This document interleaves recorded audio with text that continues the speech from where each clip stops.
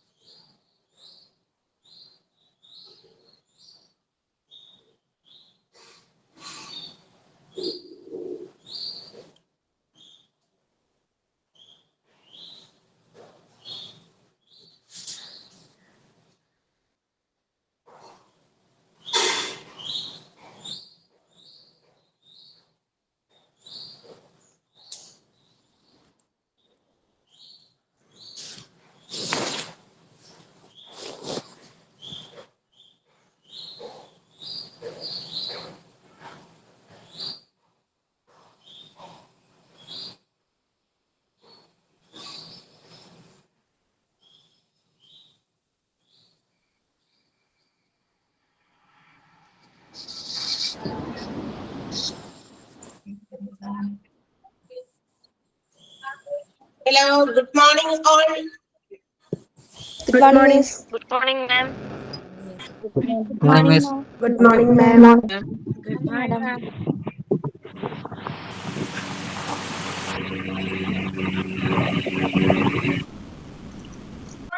Good morning. Good morning, ma'am.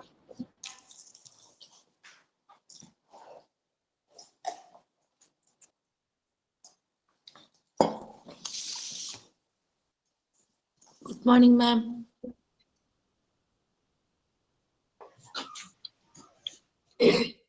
Good morning, ma'am.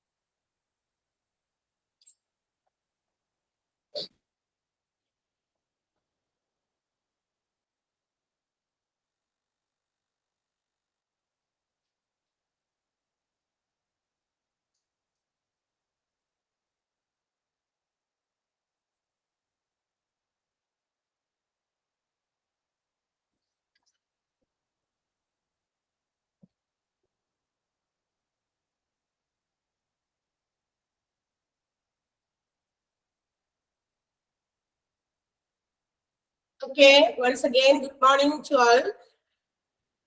Okay, class തുടങ്ങാം അല്ലേ? Good morning. Let's start our classes. Yes. Are you ready?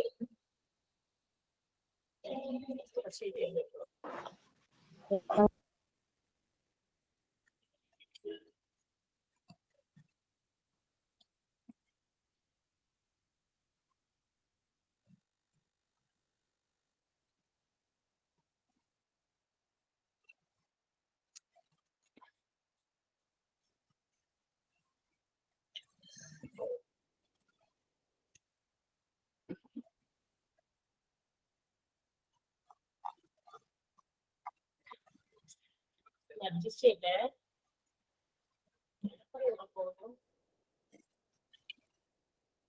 Okay. Can you see me? കാണാൻ പറ്റുമോ? നമുക്ക് കാണുന്നുണ്ട്. Presentation also കാണാൻ പറ്റുന്നുണ്ടോ? Yes. കാണാൻ പറ്റുന്നുണ്ട്. Okay.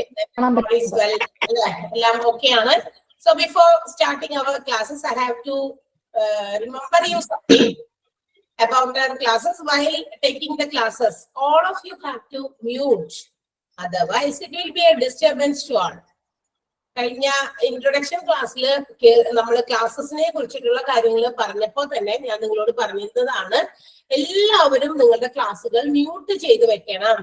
Last 5 or 10 minutes the teacher will give you allow you to clear your doubts. ആ സമയത്ത് നിങ്ങൾക്ക് നിങ്ങളുടെ ഡൗട്ട് ക്ലിയർ ചെയ്യാം. അവസാനത്തെ 5-10 മിനിറ്റ് അത് ക്ലിയർ ചെയ്ത് തരും. അതർവൈസ് അന്ന് ഇപ്പൊ ക്ലാസ് എടുത്ത് ഭയങ്കര ടൈറ്റ് ആയിട്ടാണ് അവസാനിപ്പിച്ചതെങ്കിലും ഡോണ്ട് ബി അഫ്രൈഡ്, പേടിക്കേണ്ട ആവശ്യമൊന്നുമില്ല. അടുത്ത ദിവസം ടീച്ചർ ക്ലാസ്സിൽ വരുമ്പോ കഴിഞ്ഞ ദിവസത്തിന്റെ ഇന്നൊരു ഭാഗം എനിക്കൊന്ന് ക്ലിയർ ആയില്ല ടീച്ചറെ ഒന്ന് പറഞ്ഞു തരുമോ എന്ന് പറയുമ്പോ നീ പോയി വേറെ കാണുന്നൊന്നും ആരും മറുപടി പറയില്ല. എല്ലാവരും അത് ക്ലിയർ ചെയ്തിട്ട് അടുത്ത ക്ലാസ്സിലേക്ക് പോകുള്ളൂ. കുറെ ദൂരം കഴിഞ്ഞിട്ടല്ല കേട്ടോ, കുറെ ദിവസങ്ങൾ കഴിയുമ്പോൾ ആ ചാപ്റ്റർ കഴിഞ്ഞ് അടുത്ത ചാപ്റ്റർ കഴിഞ്ഞിട്ട് ഏതെങ്കിലും മുന്നത്തെ ചാപ്റ്റർ കൊണ്ട് വരരുത്. അന്നേരം നമുക്ക് അവിടെ കൺഫ്യൂഷൻസ് ആകും. അതുകൊണ്ട് നിങ്ങളുടെ ക്ലാസ്സുകൾ ലാസ്റ്റ് 10 minutes ആണ് അവരോട് പറഞ്ഞു വെച്ചിട്ടുണ്ട്. ഞാൻ നിങ്ങൾക്ക് ഒരു last 5 or 10 minutes while giving your notes, extra notes ഒക്കെ ഉണ്ടെങ്കിൽ ടീച്ചേഴ്സ് ആ സമയത്തായിരിക്കും നിങ്ങൾക്ക് നോട്ടുകൾ പ്രൊവൈഡ് ചെയ്യുന്നത്. അങ്ങനെയാണ് പറഞ്ഞിരിക്കുന്നത്. ഇൻ ബിറ്റ്വീൻ നമ്മൾ ക്ലാസ്സുകളാണ് എടുത്തുകൊണ്ടിരിക്കുന്നത്. അതൊരു ആള് മാത്രമാണ് അവിടെ നിന്ന് പറയുന്നത്. അപ്പൊ ആ ആളെ നമ്മൾ എന്ത് ചെയ്യാ, ഡിസ്റ്റർബ് ചെയ്യരുത്. ആളെ ഡിസ്റ്റർബ് ചെയ്യാന്ന് പറഞ്ഞാൽ നിങ്ങൾ അൺമ്യൂട്ട് ചെയ്ത് വെക്കുമ്പോ മറ്റു കുട്ടികൾ അവർക്ക് ക്ലിയർ ആകാതെ വരും. നമ്മൾ പറയുന്ന കാര്യം ഇങ്ങനെ ബ്രേക്ക് ചെയ്ത് പോകും. ഒരാൾ പോലും അൺമ്യൂട്ട് ചെയ്താൽ ആ ഒരു സംഭവം ഉണ്ടാകും. അതൊക്കെ നമ്മൾ ഇൻട്രൊഡക്ഷൻ ക്ലാസ്സിൽ പറഞ്ഞു തന്നിട്ടും ഇന്നലെ അങ്ങനെ തന്നെ നിങ്ങൾ ചെയ്തു. കുറച്ചു പേര് ആരൊക്കെയാന്ന് നമുക്കറിയില്ല. പക്ഷെ അങ്ങനെ ഡിസ്റ്റർബ് ആകുകയും ടീച്ചർ ഒരു ഭാഗം മുഴുവൻ പറഞ്ഞു തീർത്തിട്ട് വീണ്ടും പുള്ളിക്കാരി അത് റിപ്പീറ്റ് ചെയ്യേണ്ട ഒരു അവസ്ഥ വന്നു. ഇസ് ഇറ്റ് കറക്റ്റ് ആണോ ഞാൻ പറഞ്ഞത്? അല്ലേ? അങ്ങനെ ഒരു സംഭവം ഉണ്ടായോ? യെസ് മാം, ഉണ്ടായി. വേറെ ആൾക്കാരാണോ? യെസ്, അത് ഇന്നലെ തന്നെ നടന്ന കാര്യമാണ്. നമ്മൾ അത്രയും പറഞ്ഞത് നമ്മൾ നടത്തുന്നത് ഓൺലൈൻ ക്ലാസ്സുകളാണ്. നമുക്ക് ക്ലാസ് റൂമിൽ ഓപ്പൺ ആയിട്ട് ഓഫ്ലൈൻ ക്ലാസ്സുകളായിട്ട് ഇരിക്കുമ്പോൾ ആരെങ്കിലും ഒക്കെ സംശയിച്ചാൽ എല്ലാവരെയും നമുക്ക് ക്യാച്ച് ചെയ്യാൻ അതിനുള്ള മറുപടികൾ കൊടുക്കാം. അത് വലിയ ഡിസ്റ്റർബൻസ് ഒന്നും വരില്ല. വലിയ കുഴപ്പമില്ലാത്ത രീതിയിൽ നമുക്ക് ഹാൻഡിൽ ചെയ്യാം. പക്ഷെ ഇവിടെ നിങ്ങളാണ് ഇത് ഹാൻഡിൽ ചെയ്യേണ്ടത്. നിങ്ങളാണ് അത് പ്രോപ്പർ ക്ലാസ്സിനുള്ള ഒരു കൺവീനിയന്റ് ആയിട്ടുള്ള ഒരു സാഹചര്യം, സിറ്റുവേഷൻ നമ്മൾ ഒരുക്കി കൊടുക്കേണ്ടത്. അത് മറ്റുള്ളവർക്ക് ഡിസ്റ്റർബ് ആകാതെയും ടീച്ചേഴ്സിന്റെ ക്ലാസ്സുകൾ അവർക്ക് ഇടയ്ക്ക് വെച്ച് ബ്രേക്ക് ചെയ്യാതെയും ഒക്കെ രീതിയിൽ നിങ്ങൾ അത് സ്ട്രിക്റ്റ് ആയിട്ടൊന്ന് ഓർത്തിരിക്കുക. ഇഫ് എനിത്തിങ് നിങ്ങൾ എന്തെങ്കിലും കാരണവശാൽ എന്തെങ്കിലും ഒരു ഇടയ്ക്ക് പെട്ടെന്നൊന്ന് ചോദിക്കാൻ വേണ്ടിയിട്ട് അൺമ്യൂട്ട് ചെയ്താലും, മനുഷ്യന്റെ അവസ്ഥയാണ്, എന്തെങ്കിലും പെട്ടെന്ന് ചോദിക്കാൻ വേണ്ടി നിങ്ങളൊന്ന് അൺമ്യൂട്ട് ചെയ്താലും within the fraction of second of time you have to unmute it. അത് അപ്പൊ തന്നെ നിങ്ങളതൊന്ന് മ്യൂട്ട് ചെയ്യാനുള്ള അവകാശം നമ്മൾ കണ്ടെത്താൻ മറന്നു പോകരുത് എന്നാണ് പറയുന്നത്. ചിലരത് അൺമ്യൂട്ട് ചെയ്ത് എന്തെങ്കിലും ചോദിച്ചു, അതിന് മറുപടി കിട്ടി, അങ്ങനെ തന്നെ ഇരിക്കും. പിന്നെ നമ്മൾ ഇവിടെ ഇരുന്ന് വിളിച്ചു പോകും, ഇന്ന ആളുടെ പേര് വിളിക്കും, ആള് മ്യൂട്ട് ചെയ്യും.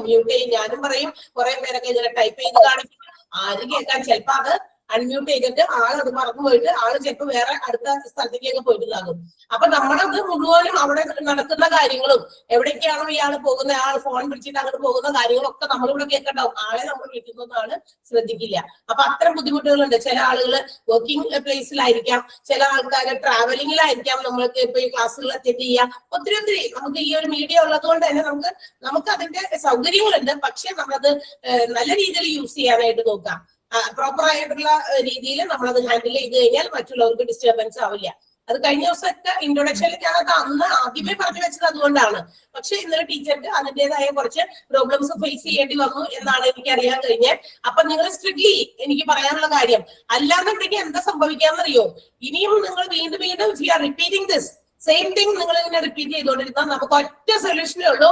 V have to mute you all at a time. അല്ലെ? നമുക്ക് ഇവിടെ നിന്ന് എല്ലാവരെയും മ്യൂട്ട് ചെയ്യുന്ന ഒരു ഓപ്ഷൻ ഉണ്ട്. ഓൾ മ്യൂട്ട് എന്ന് പറയുന്ന ഒരു ഓപ്ഷൻ നമുക്ക് അറിയാലോ, സിസ്റ്റത്തിലൊക്കെ ഉണ്ട്. അതങ്ങോട്ട് കൊടുക്കും. അപ്പൊ എന്താ പറ്റുക? If you have to dictate ചെയ്ത് നിങ്ങൾക്ക് ഞങ്ങളിലേക്ക് എന്തെങ്കിലും പറയാനോ അല്ലെങ്കിൽ ഡൗട്ട്സ് ക്ലിയർ ചെയ്യാനോ ഉണ്ടെങ്കിൽ അന്നേരം നമുക്ക് എന്ത് ചെയ്യാൻ പറ്റില്ല, അത് നിങ്ങൾക്ക് അത് ക്ലിയർ ചെയ്ത് പോകാൻ പറ്റില്ല. അതുകൊണ്ടാണ് പറയണേ, ക്ലാസ് തുടങ്ങിക്കഴിഞ്ഞാൽ at that particular moment you have to mute your device. ഏത് ഡിവൈസിലാണോ നിങ്ങൾ ഇരിക്കുന്നത് അത് നിങ്ങൾ മ്യൂട്ട് ചെയ്ത് തന്നെ ഇരിക്കുക. ഇനിയും ഓരോ ടീച്ചേഴ്സ് വരുമ്പോ അവർ പറഞ്ഞിട്ട് കേട്ടില്ല, പിന്നെ അവർ വീണ്ടും അങ്ങനെ ചെയ്തു, അപ്പൊ മറ്റു കുട്ടികൾക്ക് അത് ഡിസ്റ്റർബ് ആയി, അവരത് കേട്ടില്ല എന്ന് പറഞ്ഞു. So I have to repeat it. എനിക്കത് വീണ്ടും ആവർത്തിക്കേണ്ടി വന്നു. അപ്പൊ നമ്മൾ എത്രയെങ്കിലും ഒരു പോർഷൻ നമ്മൾ വിചാരിച്ചു വന്നിട്ടുണ്ടാവും. നമ്മൾക്കൊരു 2-3 ദിവസത്തെ ക്ലാസ് ഒക്കെ കഴിയുമ്പോൾ നമുക്കൊരു ഐഡിയ ഉണ്ട്, we can complete this much topic ഇന്ന ദിവസം. അപ്പൊ ആ ഒരു പർട്ടിക്കുലർ ഐഡിയയില് നമ്മൾ ഈ ക്ലാസ്സുകളൊക്കെ സെറ്റ് ചെയ്ത് പോകുന്നത്. ഈ പീരീഡ്സുകൾ നിങ്ങൾക്കുള്ള അവേഴ്സ് അങ്ങനെ അലോട്ട് ചെയ്തൊക്കെ തരുന്നത്. അപ്പൊ അതിനകത്ത് എന്തെങ്കിലും ഫോൾട്ട് വന്നാൽ നമ്മൾ ഉദ്ദേശിക്കുന്ന രീതിയിൽ നമ്മളുടെ എന്താ പറയാ ചാപ്റ്റേഴ്സ് നമുക്ക് അവസാനിപ്പിക്കാനൊക്കെ ഇത്തിരി ബുദ്ധിമുട്ടുണ്ടാകും. സോ അതിന് മുമ്പ് നിങ്ങളോട് ഒരു റിക്വസ്റ്റ് തന്നെയാണ്. Okay, so you have to cooperate. ഞങ്ങളോടൊപ്പം നിങ്ങളും സഹകരിച്ചാൽ മാത്രമേ നടക്കുകയുള്ളൂ. ഇപ്പോഴും ആരോഗ്യം അവിടെ ഓണാക്കി, അതായത് മ്യൂട്ട് ചെയ്യാതെ ഇരിക്കുന്നുണ്ട്. ജിഷ്ണ മ്യൂട്ട് ചെയ്തോ? ജിഷ്ണ അതാണ് ബ്രേക്ക് ചെയ്ത് പോയത്. എന്റെ കുഴപ്പമില്ല, ഞാൻ ബ്രേക്ക് ചെയ്ത് സംസാരിക്കുന്നതല്ല എന്ന് നമുക്കറിയാലോ. ഒരാള് അങ്ങനെ നമുക്ക് സംസാരിക്കാൻ അറിയില്ല, എനിക്ക് അങ്ങനെ മിമിക് ചെയ്യാൻ അറിയില്ല. ഇതിന്റെ കുഴപ്പം ഇതാണ്, ആരെങ്കിലും ഒരാൾ, I think now 173 students have joined the class. 173, അതിൽ 2 ഞാനാണ്, ഒന്ന് എന്റെ ഇതും എന്റെ പ്രസന്റേഷനുമാണ്. അപ്പൊ അതിന്റെ അർത്ഥം 172 പേരുണ്ട്, 74ആയി.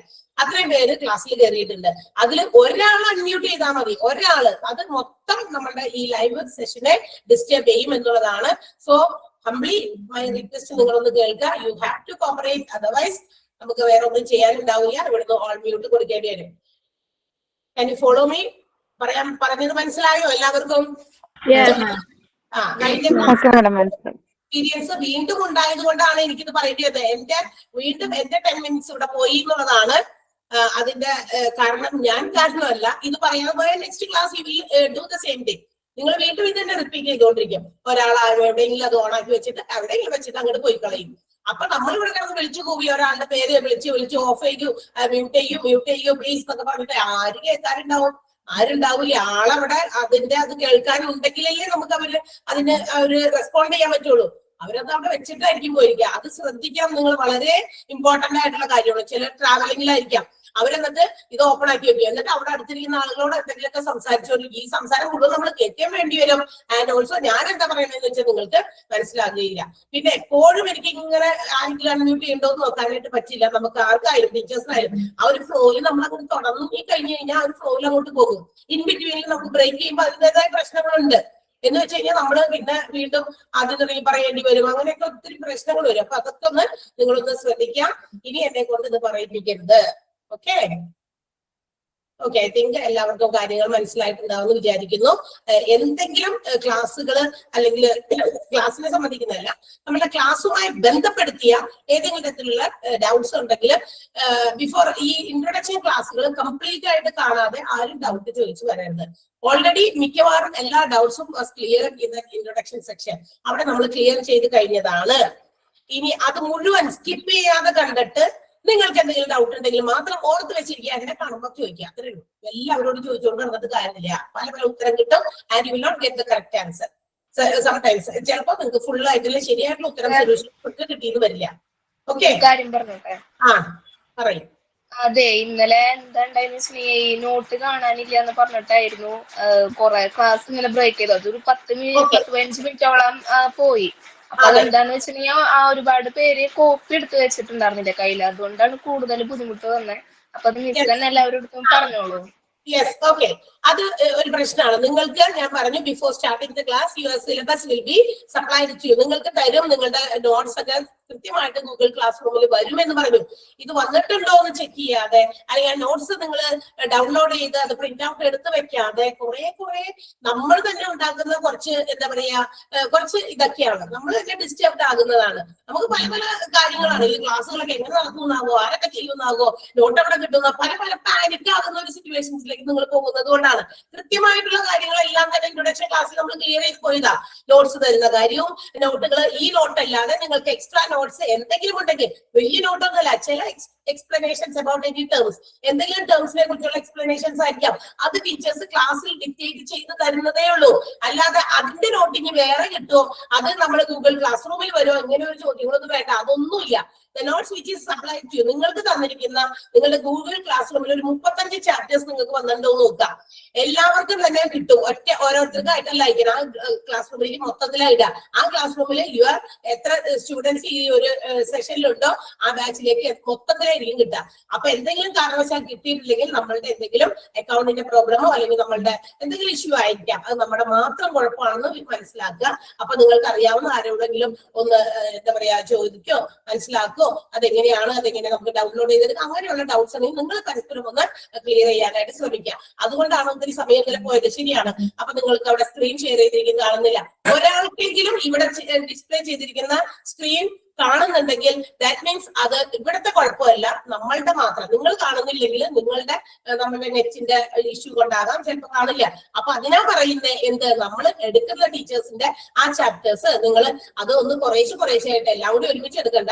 ഒരു ആദ്യത്തെ 5-6 ചാപ്റ്റർ എടുത്തു, പിന്നത്തെ 5-6, അങ്ങനെ ഒരു 2-3-4-5 ദിവസം അല്ലെങ്കിൽ ഒരാഴ്ച കൊണ്ടോ എങ്ങനെയെങ്കിലും അത് കുറേശ്ശെ നമ്മളൊന്ന് പ്രിന്റ് ഔട്ട് എടുത്ത് സൂക്ഷിച്ചു വെച്ചാൽ അതൊരു ബുക്ക് പോലെ നിങ്ങൾക്ക് സൂക്ഷിച്ചു വെക്കാം.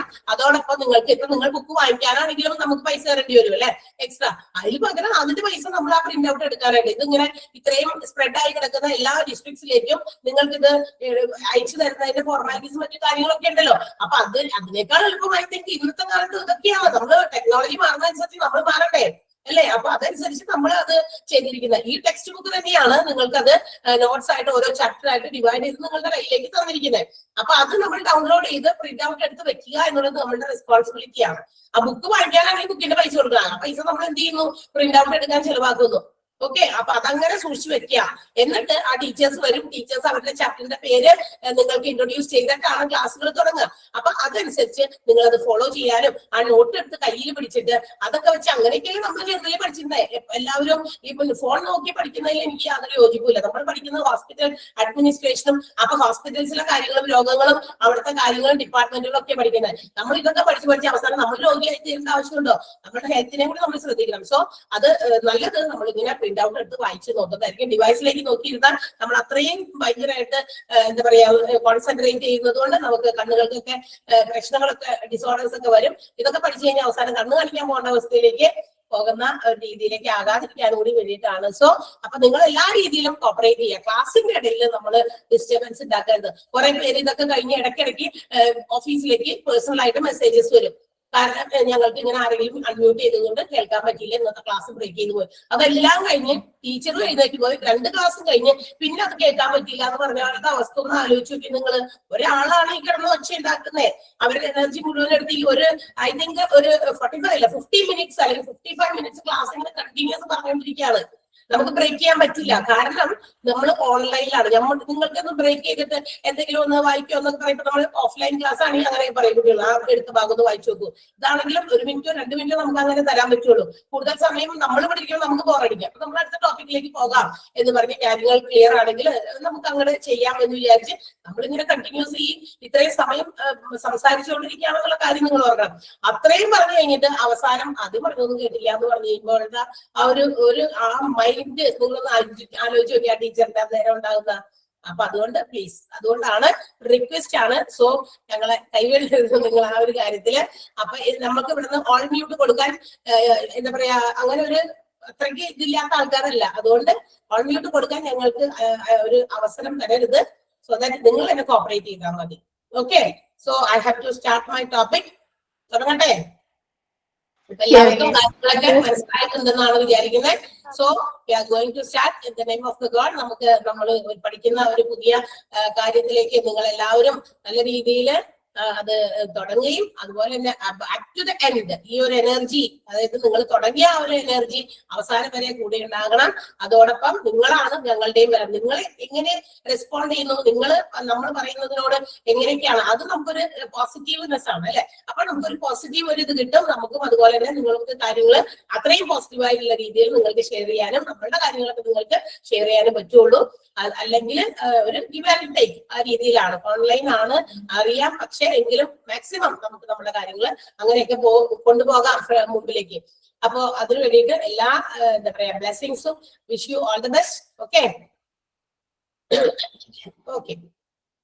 സോ നമ്മൾ പഠിക്കാൻ പോകുന്ന ചാപ്റ്ററിന്റെ പേര് ഇതാണ്, ഡിഫറെന്റ് ഡിപ്പാർട്ട്മെന്റ്സ് ഇൻ ഹോസ്പിറ്റൽ എന്നാണ്. ഇറ്റ്സ് എ ലെങ്തി ചാപ്റ്റർ ആണ് കേട്ടോ, ചെറുതൊന്നുമല്ല. ഇപ്പൊ കഴിഞ്ഞ ക്ലാസ്സിലെ ടീച്ചർ വന്നപ്പോൾ ഒരു കുഞ്ഞ് ചാപ്റ്റർ ആണ്. ഇൻട്രൊഡക്ഷൻ എടുത്തു, തൊട്ടടുത്ത ഹിസ്റ്ററി എടുക്കാനായിട്ട് കുറച്ച് ഭാഗമൊക്കെ എടുക്കാൻ പറ്റുള്ളൂ അല്ലെ. ടീച്ചർക്ക് ഒറ്റ പേജിലുള്ള ഒരു ഇൻട്രൊഡക്ഷൻ ആയിരുന്നു ഉണ്ടായിരുന്നത്. അതുപോലെയല്ല, ഇത് കുറച്ചൊക്കെ വലിയ ചാപ്റ്റേഴ്സും ഉണ്ട്.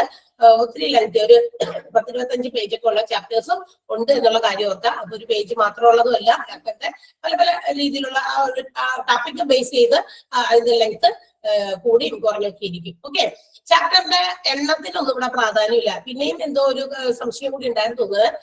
1 and 2 മൊഡ്യൂൾസ് എങ്ങനെ തിരിച്ച് നിങ്ങൾക്ക് അല്ല ഫസ്റ്റ് മൊഡ്യൂൾ ഏതാ അതൊരു കാര്യം കൂടി ഉണ്ടായിരുന്നു. അത് അവരെ എന്നെ ഇൻഫോം ചെയ്ത കാര്യമാണ്. അതുകൂടി ഒന്ന് ക്ലിയർ ചെയ്തോട്ടെ. ഏത് ക്ലാസ്സിൽ നിന്നാണ് വന്നതെന്ന് എനിക്കറിയില്ല. ഐ തിങ്ക് ഈ ഒരു ക്ലാസ്സിലുണ്ട്.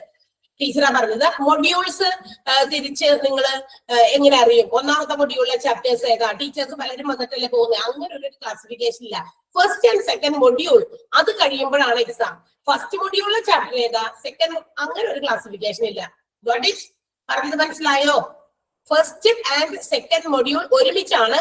ആ ഒരു സെഷൻ കംപ്ലീറ്റ് ചെയ്ത് കഴിയുമ്പോൾ കുറച്ച് ഒരാഴ്ചയൊക്കെ ചിലപ്പോൾ നിങ്ങൾക്ക് ഒരു സ്റ്റഡി ലീവോ അതിനുശേഷമായിരിക്കും നിങ്ങളുടെ എക്സാം. അപ്പൊ ഫസ്റ്റ് മൊഡ്യൂളിലെ ചാപ്റ്ററുകൾ ഏതാണ്, സെക്കൻഡ് മൊഡ്യൂളിലെ ചാപ്റ്റർ ഏതാണ്, ഏത് ടീച്ചറാണ് ഫസ്റ്റ് മൊഡ്യൂളിലെ ചാപ്റ്റേഴ്സ് ഹാൻഡിൽ ചെയ്യുന്നത്, അങ്ങനെ ഒരു സംശയമൊന്നും നിങ്ങൾക്ക് വേണ്ട. ഫസ്റ്റ് ആൻഡ് സെക്കൻഡ് മൊഡ്യൂളിൽ മൊത്തം 35 ചാപ്റ്റേഴ്സ് ഉണ്ട്. ഈ വന്നു പോകുന്ന ടീച്ചേഴ്സിന്റെ പേരിൽ ഓരോ ബുക്ക് നിങ്ങളോട് കീപ്പ് ചെയ്യാൻ പറഞ്ഞിരുന്നു. അതാത് ടീച്ചേഴ്സിന്റെ പേരിലുള്ള നോട്ടുകൾ അവരവരുടെ പേരിൽ തന്നെ എഴുതി വെക്കാം. ചാപ്റ്ററിന്റെ പേരുകൾ ടീച്ചേഴ്സ് മെൻഷൻ ചെയ്യുമ്പോൾ അത് നിങ്ങൾ നോട്ട് ചെയ്ത് വെക്കാം. ആ ചാപ്റ്റേഴ്സിന്റെ എണ്ണം ലാസ്റ്റ് നിങ്ങൾക്ക് നോക്കിക്കഴിഞ്ഞാൽ അത് 35 എണ്ണം ഉണ്ടോ എന്ന് നോക്കിയാൽ മാത്രം മതി. ക്ലിയർ? ക്ലിയർ? ഓക്കെ, അതിന് ക്ലാരിഫിക്കേഷൻ ആവശ്യം ഉണ്ടായിരുന്നു. Okay, so now let's start. Okay, നമ്മള് we have gone to hospitals. ആരും തന്നെ ഹോസ്പിറ്റൽസിൽ പോകാത്തവരായിട്ടുണ്ടാകില്ല. ഫോർ മെനി റീസൺസ്, പല കാര്യങ്ങൾ കൊണ്ടായിരിക്കാം.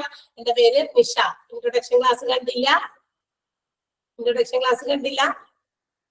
കണ്ടിരുന്നോ? മറന്നുപോയതാണോ പേര്? കൊട്ടിട്ടൊന്നും ആളെ മനസ്സിലാവാത്തതാണോ?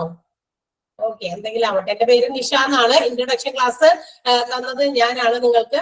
ഓക്കെ, അപ്പൊ നമ്മൾ കണ്ടിട്ടുണ്ടാകും നിങ്ങൾ എല്ലാവരും. അല്ലെങ്കിൽ എന്റെ കാണാതെ ആണോ എന്നാവോ എനിക്കറിയില്ല.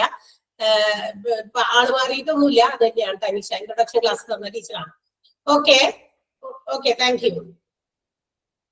ഓക്കെ, അപ്പോ എന്താണ് നമ്മള് ഹോസ്പിറ്റൽസിൽ പല റീസൺസിലും ഹോസ്പിറ്റലിലെ ഡോക്ടറെ മീറ്റ് ചെയ്യാനാകാം, ഡോക്ടറുമായിട്ട് കൺസൾട്ടേഷന് വേണ്ടിയിട്ട് പോകാനായിരിക്കാം, അല്ലെങ്കിൽ നമ്മൾ ആരെങ്കിലും പേഷ്യൻസ് നമ്മൾ അഡ്മിറ്റ് ചെയ്തപ്പോൾ അവരെ കാണുന്നതിന് വേണ്ടി പോയവരാകാം, അല്ലെങ്കിൽ നമ്മൾ ആരുടെയെങ്കിലും കൂടെ കൂട്ടിന് വേണ്ടി ഒപ്പിയിൽ പോയപ്പോൾ അവരുടെ കൂടെ കൂട്ടിന് പോയതാകാം, നമുക്ക് തന്നെ സ്വന്തമായിട്ട് കൺസൾട്ടേഷന് വേണ്ടി പല പല കാര്യങ്ങൾക്ക് നമ്മൾ ഹോസ്പിറ്റൽസ് വിസിറ്റ് ചെയ്തവരിക്കും ആയിരിക്കും മിക്കവാറും. എല്ലാവരും തന്നെ, ആരും തന്നെ ഉണ്ടാവില്ല, ഹോസ്പിറ്റൽസിൽ കയറാത്തവരാരും ഒന്നും ഉണ്ടാകില്ല. സോ ഹോസ്പിറ്റൽസിൽ നമ്മൾ കയറുമ്പോൾ നമ്മൾ അവിടെ കയറിയൊക്കെ ഇങ്ങനെയൊക്കെ നടക്കുമ്പോഴൊക്കെ കുറെ നെയിം ബോർഡുകളൊക്കെ ഓരോ ഡോക്ടേഴ്സും അവര് ഹാൻഡിൽ ചെയ്യുന്ന ഡിപ്പാർട്ട്മെന്റും ഒക്കെ അവിടെ നമുക്ക് മനസ്സിലാക്കാൻ വേണ്ടിയിട്ട് ഒരാളുടെ ഡോക്ടറുടെ പേര് മിസ്റ്റർ എക്സ് അവിടെ എഴുതി വെച്ചിട്ടുണ്ടാകും. MBBS വിത്ത് MD അത് ഇത് എന്ന് പറഞ്ഞ് കുറെ ക്വാളിഫിക്കേഷൻസ് ആയിട്ട് കൂടെ ആഡ് ചെയ്ത് വെച്ചിട്ടുണ്ടായിരിക്കും. കാർഡിയോളജിസ്റ്റ് ആണെങ്കിൽ കാർഡിയോളജിസ്റ്റ് എഴുതും, ഒഫ്താൽമോളജിസ്റ്റ് ആണെങ്കിൽ അങ്ങനെ എഴുതും. ഓരോ ഡിപ്പാർട്ട്മെന്റ് വിച്ച് ദേ ഹാൻഡിൽ, അവർ ഹാൻഡിൽ ചെയ്യുന്ന ഡിപ്പാർട്ട്മെന്റ് അനുസരിച്ച് അവരുടെ പേരുകൾ അവിടെ നോട്ട് ചെയ്ത് വെച്ചിട്ടുണ്ടായിരിക്കും. ആൻഡ് അക്കോർഡിംഗ് ടു ദ ആ ഒരു ഡിപ്പാർട്ട്മെന്റിന്റെ പേരും കൂടി ഉൾപ്പെടുത്തിയിട്ടായിരിക്കും അങ്ങനെ എഴുതി വെച്ചേക്കാം. അത് കണ്ടിട്ടുണ്ടാകും. പിന്നെ ചിലപ്പോ അതിൽ കൂടി പുറത്തു കൂടി ഒക്കെ നടക്കുമ്പോൾ നമ്മൾ ക്യാൻറ്റീൻ കണ്ടിട്ടുണ്ടാകും, ലാബുകൾ കണ്ടിട്ടുണ്ടാകും, മരുന്ന് കൊടുക്കുന്ന സ്ഥലമായ ഫാർമസി കണ്ടിട്ടുണ്ടാകും. ഒത്തിരി കാര്യങ്ങളൊക്കെ നമ്മൾ കണ്ടിട്ടുണ്ടാകും. And also there are many things which we have not noticed. എന്നാൽ ഇതുപോലെ തന്നെ ചിലപ്പോഴൊക്കെ ചില കാര്യങ്ങൾ നമ്മുടെ നോട്ടീസിൽ പെടാത്ത ചില കാര്യങ്ങളും അവിടെ ഉണ്ടാകാതിരിക്കാം. അപ്പൊ അങ്ങനെയാണെങ്കിൽ we have to find out which are the departments of a hospital. അപ്പൊ നമുക്ക് അറിയില്ലാത്തതും അറിയുന്നതുമായിട്ടുള്ള കുറെ കാര്യങ്ങൾ നമുക്ക് എന്ത് ചെയ്യാം, ഇവിടെ നമ്മൾ പഠിക്കാൻ പോകാണ്. അതിന് വേണ്ടിയിട്ട് ഒരു ടേബിൾ ആയിട്ടാണ് നിങ്ങൾക്ക് ഫസ്റ്റ് പേജിൽ തന്നിരിക്കുന്നത്. ഈ ഒരു ഫസ്റ്റ് പേജിൽ ഡിഫറെന്റ് ഡിപ്പാർട്ട്മെന്റ്സ് ഇൻ ഹോസ്പിറ്റൽ അല്ലെങ്കിൽ ഹോസ്പിറ്റൽ ഡിപ്പാർട്ട്മെന്റിന്റെ ഒരു ടേബിൾ ആണ് നമുക്ക് വേണ്ടി കൊടുത്തിരിക്കുന്നത്. സോ ഇതാണ് നമ്മൾ ഇന്ന് ഇവിടെ പോസ്റ്റ്മോർട്ടം ചെയ്ത് പഠിക്കാൻ പോകുന്നത്. what are the different departments of a hospital? ഹോസ്പിറ്റലിലെ പ്രധാനപ്പെട്ട ഡിപ്പാർട്ട്മെന്റുകൾ ഏതൊക്കെയാണെന്നാണ് നമ്മളിവിടെ പഠിക്കുന്നത്. അപ്പൊ നമുക്ക് ചിലപ്പോ കുറെ ഡിപ്പാർട്ട്മെന്റ് ഒക്കെ ഇതൊക്കെ നമുക്ക് അറിയാവുന്നതാണ്. ചിലതൊക്കെ നമ്മൾ ഇങ്ങനെയും ഉണ്ടോ ഡിപ്പാർട്ട്മെന്റ് എന്നൊക്കെ നമുക്ക് ഒരു ഡൗട്ടൊക്കെ വരും. Okay, so what ever it may be, let's start. Hospital departments, according to the services provided and according to the treatment provided, hospital departments are classified mainly into 3. ഒരു ഹോസ്പിറ്റലിലെ ഡിപ്പാർട്ട്മെന്റുകൾ ഓരോന്നും അവർ പ്രൊവൈഡ് ചെയ്യുന്ന സേവനങ്ങൾക്കനുസൃതമായിട്ട് ഹോസ്പിറ്റലിന്റെ ഡിപ്പാർട്ട്മെന്റുകളെ മേജർ ആയിട്ട് 3 ആയിട്ടാണ് ക്ലാസിഫൈ ചെയ്തിരിക്കുന്നത്. Namely medical department, supportive department and administrative department. അതിൽ provide ചെയ്യുന്ന സേവനങ്ങൾ, സർവീസസ് അതിന്റെ ബേസിസിലാണ്. എല്ലാ ഹോസ്പിറ്റലിലെ എല്ലാ ഡിപ്പാർട്ട്മെന്റുകളും എയിം ചെയ്യുന്നത് അല്ലെങ്കിൽ ഫംഗ്ഷൻ ചെയ്യുന്നത് ഒരുപോലെയല്ല. അത് ഫംഗ്ഷൻ ചെയ്യുന്നത്, ഓപ്പറേറ്റ് ചെയ്യുന്നത് അല്ലെങ്കിൽ അവർ പ്രൊവൈഡ് ചെയ്യുന്ന സർവീസസ് ഒരുപോലെയല്ല. So according to the services, അവർ പ്രൊവൈഡ് ചെയ്യുന്ന സേവനങ്ങളുടെ ബേസിസിലാണ് ഹോസ്പിറ്റലിന്റെ ഡിപ്പാർട്ട്മെന്റുകളെ ഇങ്ങനെ 3 ആയിട്ട് ക്ലാസിഫൈ ചെയ്തിരിക്കുന്നത്. അതിന്റെ പേരെന്തൊക്കെയാണ്? Medical department, supportive department and administrative department. So let's see what is these departments giving. അല്ലെങ്കിൽ ഇവരൊക്കെ എന്താണ് പ്രൊവൈഡ് ചെയ്യുന്നത്, എന്ത് തരത്തിലുള്ള സർവീസസ് ആണ് ഈ ഓരോ ഡിപ്പാർട്ട്മെന്റും. മെഡിക്കൽ ഡിപ്പാർട്ട്മെന്റ് എന്താ ഹാൻഡിൽ ചെയ്യുന്നത്, അവിടെ എന്തൊക്കെയാണ് നടക്കുന്നത്.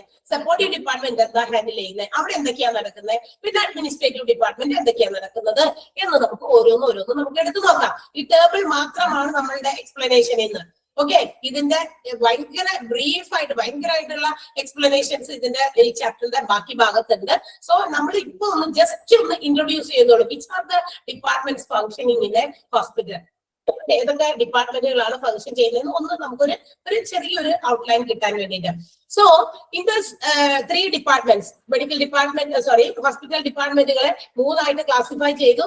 അതിൽ ഒന്നാമത്തേത് മെഡിക്കൽ ഡിപ്പാർട്ട്മെന്റ്, രണ്ടാമത്തേത് സപ്പോർട്ടീവ്, മൂന്നാമത്തേത് എന്താ പറയാ നമ്മുടെ അഡ്മിനിസ്ട്രേറ്റീവ് ഡിപ്പാർട്ട്മെന്റ് ആണ്. അപ്പൊ ഇങ്ങനെ ക്ലാസിഫൈ ചെയ്തിരിക്കുന്ന ഈ 3 ഡിപ്പാർട്ട്മെന്റുകളും അവര് ഓരോ തരത്തിലുള്ള സേവനങ്ങളാണ്, സർവീസ് ആണ് പ്രൊവൈഡ് ചെയ്യുന്നത്. So in this classification, first department is medical department. ഈ ഇങ്ങനെയുള്ള ആ ഒരു ക്ലാസിഫിക്കേഷനിൽ ആദ്യത്തേതാണ് medical department. Again, this medical department is classified into OPD and IPD according to that services provided. അവർ മെഡിക്കൽ ഡിപ്പാർട്ട്മെന്റ് കൊടുക്കുന്ന സേവനത്തിന്റെ രീതി അനുസരിച്ച് ഇതിനെ 2 ആയിട്ട് ക്ലാസിഫൈ ചെയ്തിട്ടുണ്ട് അല്ലെങ്കിൽ തരംതിരിച്ചിട്ടുണ്ട്. OPD എന്നും IPD എന്നുമാണ് അതിന്റെ പേര്. Which is abbreviated. ഇതൊരു അബ്രീവിയേഷൻ ഫോം ആണ്. അതിന്റെ എക്സ്പാൻഡഡ് ഫോം എന്ന് പറയുന്നത് OPD, ഔട്ട് പേഷ്യന്റ് ഡിപ്പാർട്ട്മെന്റ് ആണ്. Out patient department. O for out പേഷ്യന്റിന്റെ P, ഡിപ്പാർട്ട്മെന്റിന്റെ D, OPD. So what is IPD? അപ്പൊ അങ്ങനെയാണെങ്കിൽ IPD എന്തായിരിക്കാം? In patient department. Okay, in patient department. അപ്പൊ ഈ മെഡിക്കൽ ഡിപ്പാർട്ട്മെന്റിനെയാണ് OPDയും IPDയുമായിട്ട് ഡിവൈഡ് ചെയ്തിരിക്കുന്നത്. Why this classification? എന്തിനാണ് ഇങ്ങനെ ഒരു തരംതിരിവ്? യെസ്, അവിടെ അത് നെസസറി ആണ്. കാരണം all the patients who are coming to the hospital are not going for an admission. Consultation കഴിഞ്ഞ് അപ്പൊ തന്നെ അഡ്മിറ്റ് ചെയ്യപ്പെടുന്നില്ല.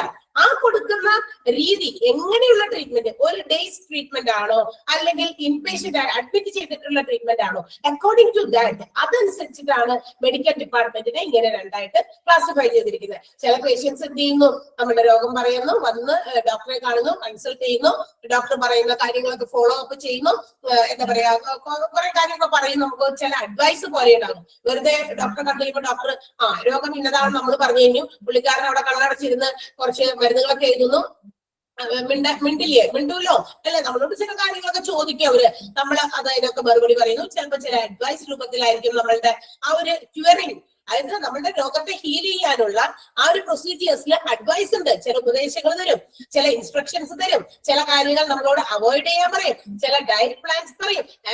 എല്ലാം വിത്ത് ദിസ്, ഇതിന്റെ ഒപ്പം തന്നെ നമുക്ക് ഒരു മരുന്ന് ഇങ്ങനെ എന്താ പറയാ പ്രിസ്ക്രൈബ് ചെയ്ത് തരും. അത് നമ്മൾ എന്ത് ചെയ്യുന്നു, കൊണ്ടുപോയി ഫാർമസിയിൽ വാങ്ങിച്ചു, ഓക്കെ പോയിക്കോ, അത് കഴിഞ്ഞ് നിങ്ങൾ after 2 or 3 days you just come back for a follow up എന്ന് പറയും അല്ലെ. ചിലപ്പോൾ 1-2 ദിവസം കഴിഞ്ഞ് മാറിയില്ലെങ്കിൽ ഒന്ന് വന്ന് ഫോളോ അപ്പിന് വേണ്ടിയിട്ട് വരിക. 2 ദിവസം കഴിഞ്ഞ് വന്നിട്ട് വിവരം പറയാൻ പറയില്ലേ? എന്ത് വിവരമാണ്? നമ്മുടെ രോഗത്തെ കുറിച്ചുള്ള വിവരമാണ്. അല്ലാതെ വീട്ടിലെ ആളുകളുടെ സൗകര്യങ്ങൾ പറയാനല്ല പറയുന്നത്. ഓക്കെ, അപ്പൊ ഇങ്ങനെ ഒരു ഡേയുടെ ട്രീറ്റ്മെന്റിന് വേണ്ടി ചിലപ്പോഴൊക്കെ പേഷ്യൻസ് ഹോസ്പിറ്റൽസിൽ വരാറുണ്ട്. ആൻഡ് ഓൾസോ അതിനെയാണ് നമ്മൾ എന്ത് വിളിക്കുക, OPD, OP വിഭാഗം. അവിടെ ഓൾ പേഷ്യൻസിന് മാത്രമേ അവിടെ പോയി ചീട്ടെടുക്കുക. ഏത് ഡോക്ടറെ കൺസൾട്ട് ചെയ്യണമെന്ന് അവരെന്തെങ്കിലും ചോദിക്കും, ആ ഡോക്ടറിനെ നമ്മൾ പേര് പറയാം. അല്ല നമുക്ക് ആരെങ്കിലും കണ്ടാൽ മതി, ഫിസിഷ്യൻ ഒക്കെ മതി, സ്പെഷ്യലൈസ്ഡ് ആയിട്ട് ആരെയും വേണ്ട എങ്കിലും യു ജസ്റ്റ് ഇൻഫോം ദം. അവരെ നമ്മൾ അത് അറിയിക്കുന്നു. നമുക്ക് വേണ്ട അപ്പൊ അവൈലബിൾ ആയിട്ടുള്ള വലിയ തിരക്കൊന്നും ഇല്ലാത്ത ആരെങ്കിലും ഒക്കെ ആണെങ്കിൽ നമുക്ക് അത് സജസ്റ്റ് ചെയ്ത് നമ്മളോട് പറയുന്നു, വെയിറ്റ് ചെയ്യാൻ പറയുന്നു. നമ്മൾ വെയിറ്റ് ചെയ്യുന്നു. കൺസൾട്ടേഷന്റെ സമയമാകുമ്പോൾ will go for the consultation. അത് കഴിഞ്ഞ് നമ്മൾ പുറത്തേക്ക് ഒരു നഴ്സോ ആരാണോ അവരുടെ കയ്യിൽ നമ്മുടെ ചാർട്ട് കൊടുത്തു വിടും. അവരത് will be send to the ഫാർമസിയിലേക്ക് കൊണ്ടുപോയി കൊടുക്കും. അവിടെ വീണ്ടും നമ്മൾ കുറച്ച് നേരം വെയിറ്റ് ചെയ്യേണ്ടി വരും. നമ്മുടെ ടോക്കണോ നമ്പറോ അനുസരിച്ച് നമ്മുടെ പേരുകൾ അവിടെ വിളിച്ചു പറയുന്നതായിരിക്കും. അന്നേരം നമ്മൾ പോകുന്നു, നമ്മുടെ മരുന്നുകൾ മെഡിസിൻസ് കളക്ട് ചെയ്യുന്നു, ബിൽ പേയ്മെന്റ് നടത്തുന്നു, we will leave the hospital.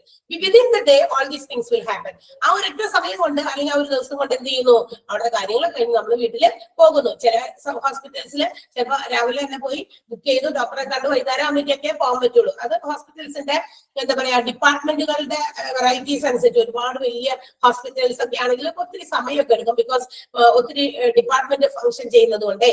അല്ലാന്നുണ്ടെങ്കിൽ നമുക്ക് എന്ത് ചെയ്യാം, ചിലപ്പോൾ കാലത്ത് പോയി ഒരു ഉച്ചയ്ക്ക് മുമ്പൊക്കെ തിരിച്ചെത്താൻ പറ്റും. അപ്പൊ അങ്ങനെ ഒരു സർവീസ് അവിടെ പ്രൊവൈഡ് ചെയ്യുന്നുണ്ട്. അതുകൊണ്ടാണ് അതിനെ OPD എന്ന് വിളിക്കാം. And some patients, when they after the consultation with the doctor consult ചെയ്ത് കഴിയുമ്പോൾ according to the seriousness of the disease, നമ്മുടെ ഉണ്ടാകുന്ന രോഗത്തിന്റെ ആ ഒരു ഗൗരവം ഒക്കെ മനസ്സിലാക്കി some patients have to be admitted. ചില പേഷ്യൻസിന് എന്ത് ചെയ്യേണ്ടി വരും, അഡ്മിറ്റ് ചെയ്യേണ്ടി വരും. കാരണം ഫർദർ ചെക്കപ്പിനായിരിക്കാം, അല്ലെങ്കിൽ എന്താണ് ഫർദർ ചെക്കപ്പിന്, അല്ലെങ്കിൽ ചിലപ്പോ ചില ഇടയ്ക്കിടയ്ക്ക് വല്ല ഇഞ്ചക്ഷൻസ് കൊടുക്കാനായിരിക്കാം. ഓക്കെ, അപ്പൊ അങ്ങനെയൊക്കെ ഉള്ള കാര്യങ്ങൾക്ക് വേണ്ടിയിട്ട് ചിലപ്പോൾ നമ്മൾ അവിടെ കിടത്തേണ്ടി വരും. അപ്പൊ കിടന്ന് ചികിത്സിക്കുന്ന ഒരു ദിവസത്തിൽ കൂടുതൽ, 1 ഡേയിൽ കൂടുതൽ, മോർ ദാൻ 24 hours എന്ന് പറയാം. അപ്പൊ 24 മണിക്കൂറിൽ കൂടുതലൊക്കെ നമുക്കൊരു പേഷ്യന്റ് അവിടെ ഹോസ്പിറ്റലിൽ സ്പെൻഡ് ചെയ്തിട്ടുണ്ടെങ്കിൽ അതിനെയാണ് നമ്മൾ എന്ത് വിളിക്കുക, IPD എന്ന് വിളിക്കുക. ഓക്കെ, ഇൻ പേഷ്യന്റ് ഡിപ്പാർട്ട്മെന്റ് എന്ന് വിളിക്കുക. സോ മെഡിക്കൽ ഡിപ്പാർട്ട്മെന്റിനെ നമ്മൾ രണ്ടായിട്ടാണ് ക്ലാസിഫൈ ചെയ്തിരിക്കുന്നത്. OPD ഔട്ട് പേഷ്യന്റ് ഡിപ്പാർട്ട്മെന്റ് എന്നും IPD ഇൻ പേഷ്യന്റ് ഡിപ്പാർട്ട്മെന്റ് എന്നും. ഇത് ഞാൻ ഇവിടെ വെറുതെ ഇങ്ങനെ പറയുന്നതേ ഉള്ളൂ. കാരണം ഇവിടെ നിങ്ങൾക്ക് ജസ്റ്റ് ഒന്ന് ഇൻട്രൊഡ്യൂസ് ചെയ്യുന്നുള്ളൂ. ഇതിന്റെ വീണ്ടും ഭയങ്കരമായിട്ടുള്ള ഡീറ്റെയിൽസ് ഇവിടെ നമ്മുടെ ഈ ചാപ്റ്ററിന്റെ ബാക്കി ഭാഗത്തുണ്ട്. അന്നേരം നമ്മൾ വീണ്ടും ഇതൊക്കെ തന്നെ വീണ്ടും പറയും. ജസ്റ്റ് നിങ്ങളുടെ ഒരു ഇൻഫോർമേറ്റീവ് ആയിട്ടുള്ള ഒരു കാര്യത്തിന് വേണ്ടി മാത്രം. എല്ലാവരും ഹോസ്പിറ്റൽ റിലേറ്റഡ് ആയിട്ടുള്ള കാര്യങ്ങൾ പഠിച്ചവരോ അല്ലെങ്കിൽ സയൻസ് എടുത്ത് പഠിച്ചവരോ ആയിരിക്കണമെന്നൊന്നുമില്ല. ഓക്കെ, അപ്പൊ അതുകൊണ്ടാണ് ഇത് ജസ്റ്റ് ഒന്ന് നിങ്ങളെ ഒന്ന് അറിയിക്കാൻ വേണ്ടി മാത്രം ഞാൻ ഇങ്ങനെ പറയുന്നുള്ളൂ. ഇതിന്റെ സ്പീഡാണോ ഇനി? ഞാൻ ഈ 2 പോയിന്റ് പറഞ്ഞിട്ടുള്ളൂ.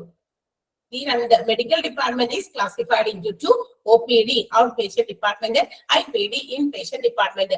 OPD എന്ന് പറഞ്ഞാൽ എന്താ, ഒരു ദിവസത്തെ ട്രീറ്റ്മെന്റിന് വേണ്ടി വരുന്നു. അതായത് we will spend only less than 24 hours in the hospital. ഹോസ്പിറ്റലിന്റെ ബൗണ്ടറിയിൽ നമ്മൾ 24 മണിക്കൂറിൽ കുറവ് മാത്രം സ്പെൻഡ് ചെയ്ത് നമ്മൾ തിരിച്ചു പോകുന്നു. അതാണ് OPD എന്ന് പറഞ്ഞ വിഭാഗം.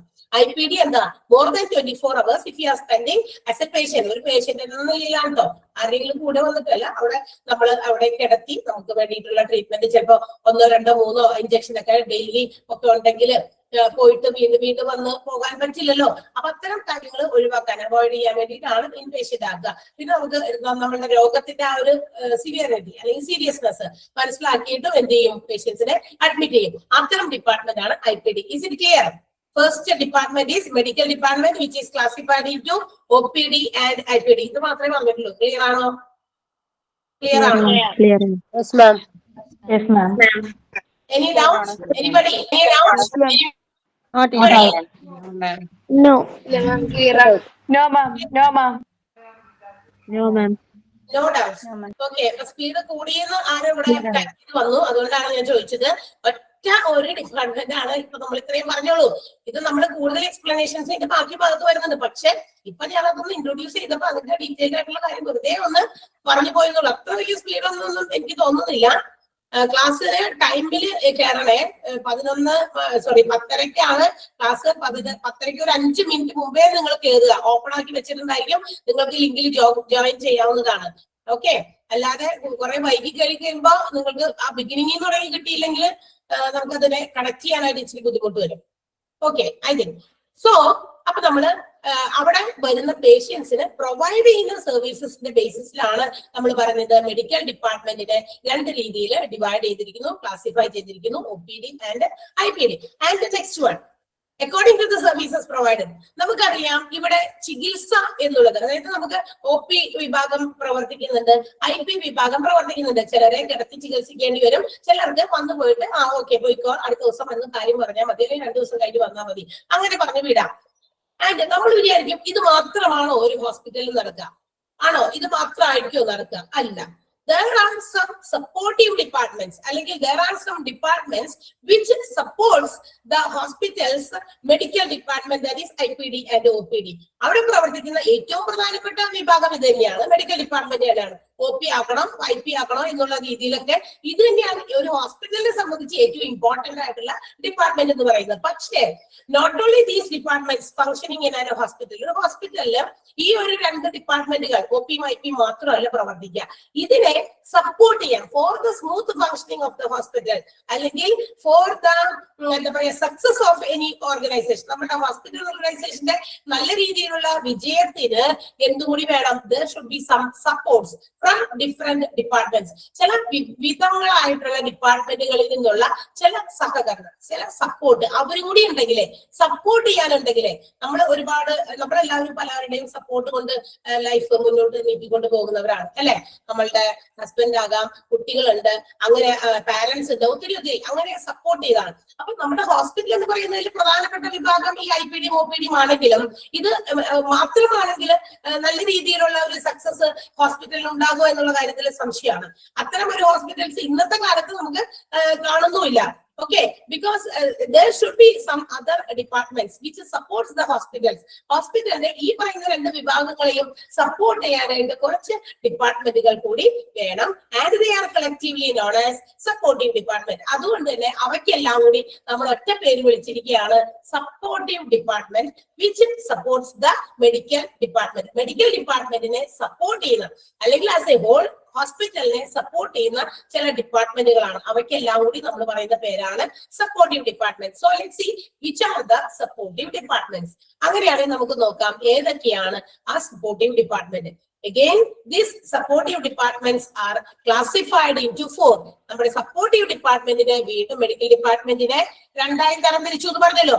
അതുപോലെ സപ്പോർട്ടീവ് ഡിപ്പാർട്ട്മെന്റിനെ 4 ആയിട്ടാണ് തരംതിരിച്ചിരിക്കുന്നത്. Which is therapeutic department, second one general department, third one diagnostic department, and the fourth one informative department. ഇങ്ങനെ 4 ആയിട്ട് നമ്മുടെ സപ്പോർട്ടീവ് ഡിപ്പാർട്ട്മെന്റിനെ ക്ലാസിഫൈ ചെയ്തിരിക്കുന്നു. Once again, therapeutic department, general department, diagnostic department, and informative department. 4 ആയിട്ടാണ് തരംതിരിച്ചിരിക്കുന്നത്. Can you follow? Therapeutic spelling നോക്കുക. Therapeutic department, general department, diagnostic departments and informative departments. Again നമുക്ക് നോക്കാം medical ഡിപ്പാർട്ട്മെന്റിൽ വന്നു പോകുന്നതിന്റെ സ്ഥിതി അനുസരിച്ച് IPDന്നും OPDന്നും ക്ലാസിഫൈ ചെയ്തു. അങ്ങനെയാണെങ്കിൽ why this classification under supportive department? എന്തുകൊണ്ടാണ് സപ്പോർട്ടീവ് ഡിപ്പാർട്ട്മെന്റിലും ഇങ്ങനെ ഒരു ക്ലാസിഫിക്കേഷൻ വന്നേ?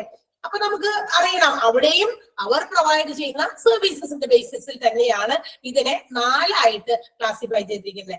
എന്ത് കാര്യമാണ്, എന്തിൽ കോൺസെൻട്രേറ്റ് ചെയ്തിരിക്കുന്നു, എന്തിലേക്ക് എന്താ പറയാ ബേസ് ചെയ്തിട്ടാണ് ഇങ്ങനെ 4 ആയിട്ട് തരംതിരിച്ചിരിക്കുന്നതെന്ന് നമുക്കൊന്ന് നോക്കാം. അത് ആദ്യത്തേത് തെറാപ്യൂട്ടിക് ആണ്. തെറാപ്യൂട്ടിക് മീൻസ് ചികിത്സയുമായിട്ട് ബന്ധപ്പെട്ടത്, റിലേറ്റഡ് ടു അവർ എന്താ പറയാ ക്യൂറിംഗ് ഡിസീസസ് അല്ലെ, നമ്മളുടെ രോഗങ്ങൾ ഭേദമാക്കുന്നതിൽ നേരിട്ട് ബന്ധമുള്ളത് കൊണ്ടാണ് തെറാപ്യൂട്ടിക് ചികിത്സയുമായി ബന്ധപ്പെട്ടത് എന്ന് പറയുന്നത്. അത് വരുന്നത് ആ തെറാപ്യൂട്ടിക് വിഭാഗത്തിൽ വരുന്ന പ്രധാനപ്പെട്ട 3 ഡിപ്പാർട്ട്മെന്റുകളാണ് ഇനി നമ്മൾ പറയാൻ പോകുന്നത്. ചികിത്സ, നമുക്ക് ഒരു രോഗം വന്നു, ആ രോഗം ചികിത്സിച്ചിട്ടാണ് മാറുക. ഡോക്ടറുടെ മുറിയുടെ വാതിൽക്കൽ വരെ ചെന്നാൽ നമ്മുടെ രോഗം മാറുമോ ചോദിക്കട്ടെ? മാറുമോ? നമ്മൾ ചീട്ടെടുക്കുന്നു, ഡോക്ടറുടെ മുറിയുടെ വാതിൽക്കൽ ചെന്ന് രോഗം മാറി തിരിച്ചു പോരില്ല അല്ലെ, നമുക്കറിയാം. അപ്പോൾ നമുക്ക് കിട്ടുന്ന ട്രീറ്റ്മെന്റ്, ആ ട്രീറ്റ്മെന്റിന്റെ ബേസിസിൽ ആണ് നമ്മളുടെ എന്ത് ചെയ്യുന്നത്, തെറാപ്യൂട്ടിക് ഡിപ്പാർട്ട്മെന്റിന്റെ 3 ഡിപ്പാർട്ട്മെന്റുകൾ അതിന്റെ കീഴിൽ വരുന്നത്. വിച്ച് ആർ ദ ഏതൊക്കെയാണ് തെറാപ്യൂട്ടിക്കിന്റെ കീഴിൽ വരുന്ന ആ 3 department? First one is pharmacy, second one physiotherapy, and third one dietetics എന്നാണ്. ഓക്കെ, ഏതൊക്കെയാണ്? Pharmacy, physiotherapy and dietetics. എല്ലാം വേണമെന്ന് നിർബന്ധമില്ല. ഇതില് ഈ നമ്മുടെ ചികിത്സയുടെ കാര്യത്തിൽ നേരിട്ട് ബന്ധമുള്ള 3 ഡിപ്പാർട്ട്മെന്റുകൾ ആയതുകൊണ്ടാണ് അതിനെ ആ ഒരു ഹെഡിൽ, ഏത് തെറാപ്യൂട്ടിക് എന്ന് പറയുന്ന ഹെഡില് വെച്ചത്. ഏതിന്റെ? സപ്പോർട്ടീവ് ഡിപ്പാർട്ട്മെന്റിന്റെ തെറാപ്യൂട്ടിക് വിഭാഗത്തിൽ പ്രവർത്തിക്കുന്ന 3 ഡിപ്പാർട്ട്മെന്റുകളാണ് pharmacy, physiotherapy and dietetics. So നമുക്ക് നോക്കാം ഇതെന്താണ് ഫാർമസി. എവിടെ എന്താ ഫാർമസി എന്ന് പറഞ്ഞാൽ അതറിയില്ലാത്ത ആരുമില്ല. കാരണം ഏത് കൊച്ചുകുട്ടികളോടും ചോദിച്ചാലും നമുക്കറിയാം. The place where medicines are provided according to the consultation അല്ലെങ്കിൽ according to the prescription of the doctors. Doctors prescribe ചെയ്തിരിക്കുന്ന രീതിയിൽ മെഡിസിൻസ് പ്രൊവൈഡ് ചെയ്യുന്ന സ്ഥലം ഫാർമസി. അതല്ലേ ഫാർമസി എന്ന് പറഞ്ഞാൽ അല്ലെ? അതായത് മെഡിസിൻസ് മാത്രമല്ല മറ്റ് ചില മെറ്റീരിയൽസ് ഒക്കെ നമുക്ക് കിട്ടും. അതായത് ഇപ്പൊ ചിലപ്പോ എന്താ പറയാ ഇൻഹെയിൽ ചെയ്യാനുള്ള മറ്റേ ഇതുണ്ടല്ലോ, ചില ആളുകൾക്ക് നെബുലൈസ് ചെയ്യാനുള്ള ഇൻസ്ട്രുമെന്റ്സ് ഒക്കെ ചെറുതൊക്കെ, അങ്ങനത്തെ പിന്നെ ഗ്ലൗസ്, അങ്ങനെയൊക്കെയുള്ള കാര്യങ്ങൾ ഏതൊക്കെയാണോ അതൊക്കെ നമ്മുടെ ഫാർമസിയിൽ കിട്ടും. ഫാർമസി എന്ന് പറയുന്ന കാര്യത്തെ കുറിച്ച് ഒരു ചാപ്റ്റർ തന്നെ നമുക്ക് പഠിക്കാനുണ്ട്. അവിടെ ഭയങ്കര വിശദമായിട്ട് നമ്മൾ പഠിക്കുന്നുണ്ട് കാര്യങ്ങൾ ഇല്ലേ? അപ്പൊ നിങ്ങൾക്ക് ആ ചാപ്റ്ററിന്റെ ഒരു ബിഗിനിങ് ഉണ്ടായിരുന്നോ കഴിഞ്ഞ ദിവസം? ഇല്ല സോറി, നിങ്ങൾക്ക് ഉണ്ടായിരുന്നു. അതന്നെ അപ്പൊ ഉണ്ടായിരുന്നു.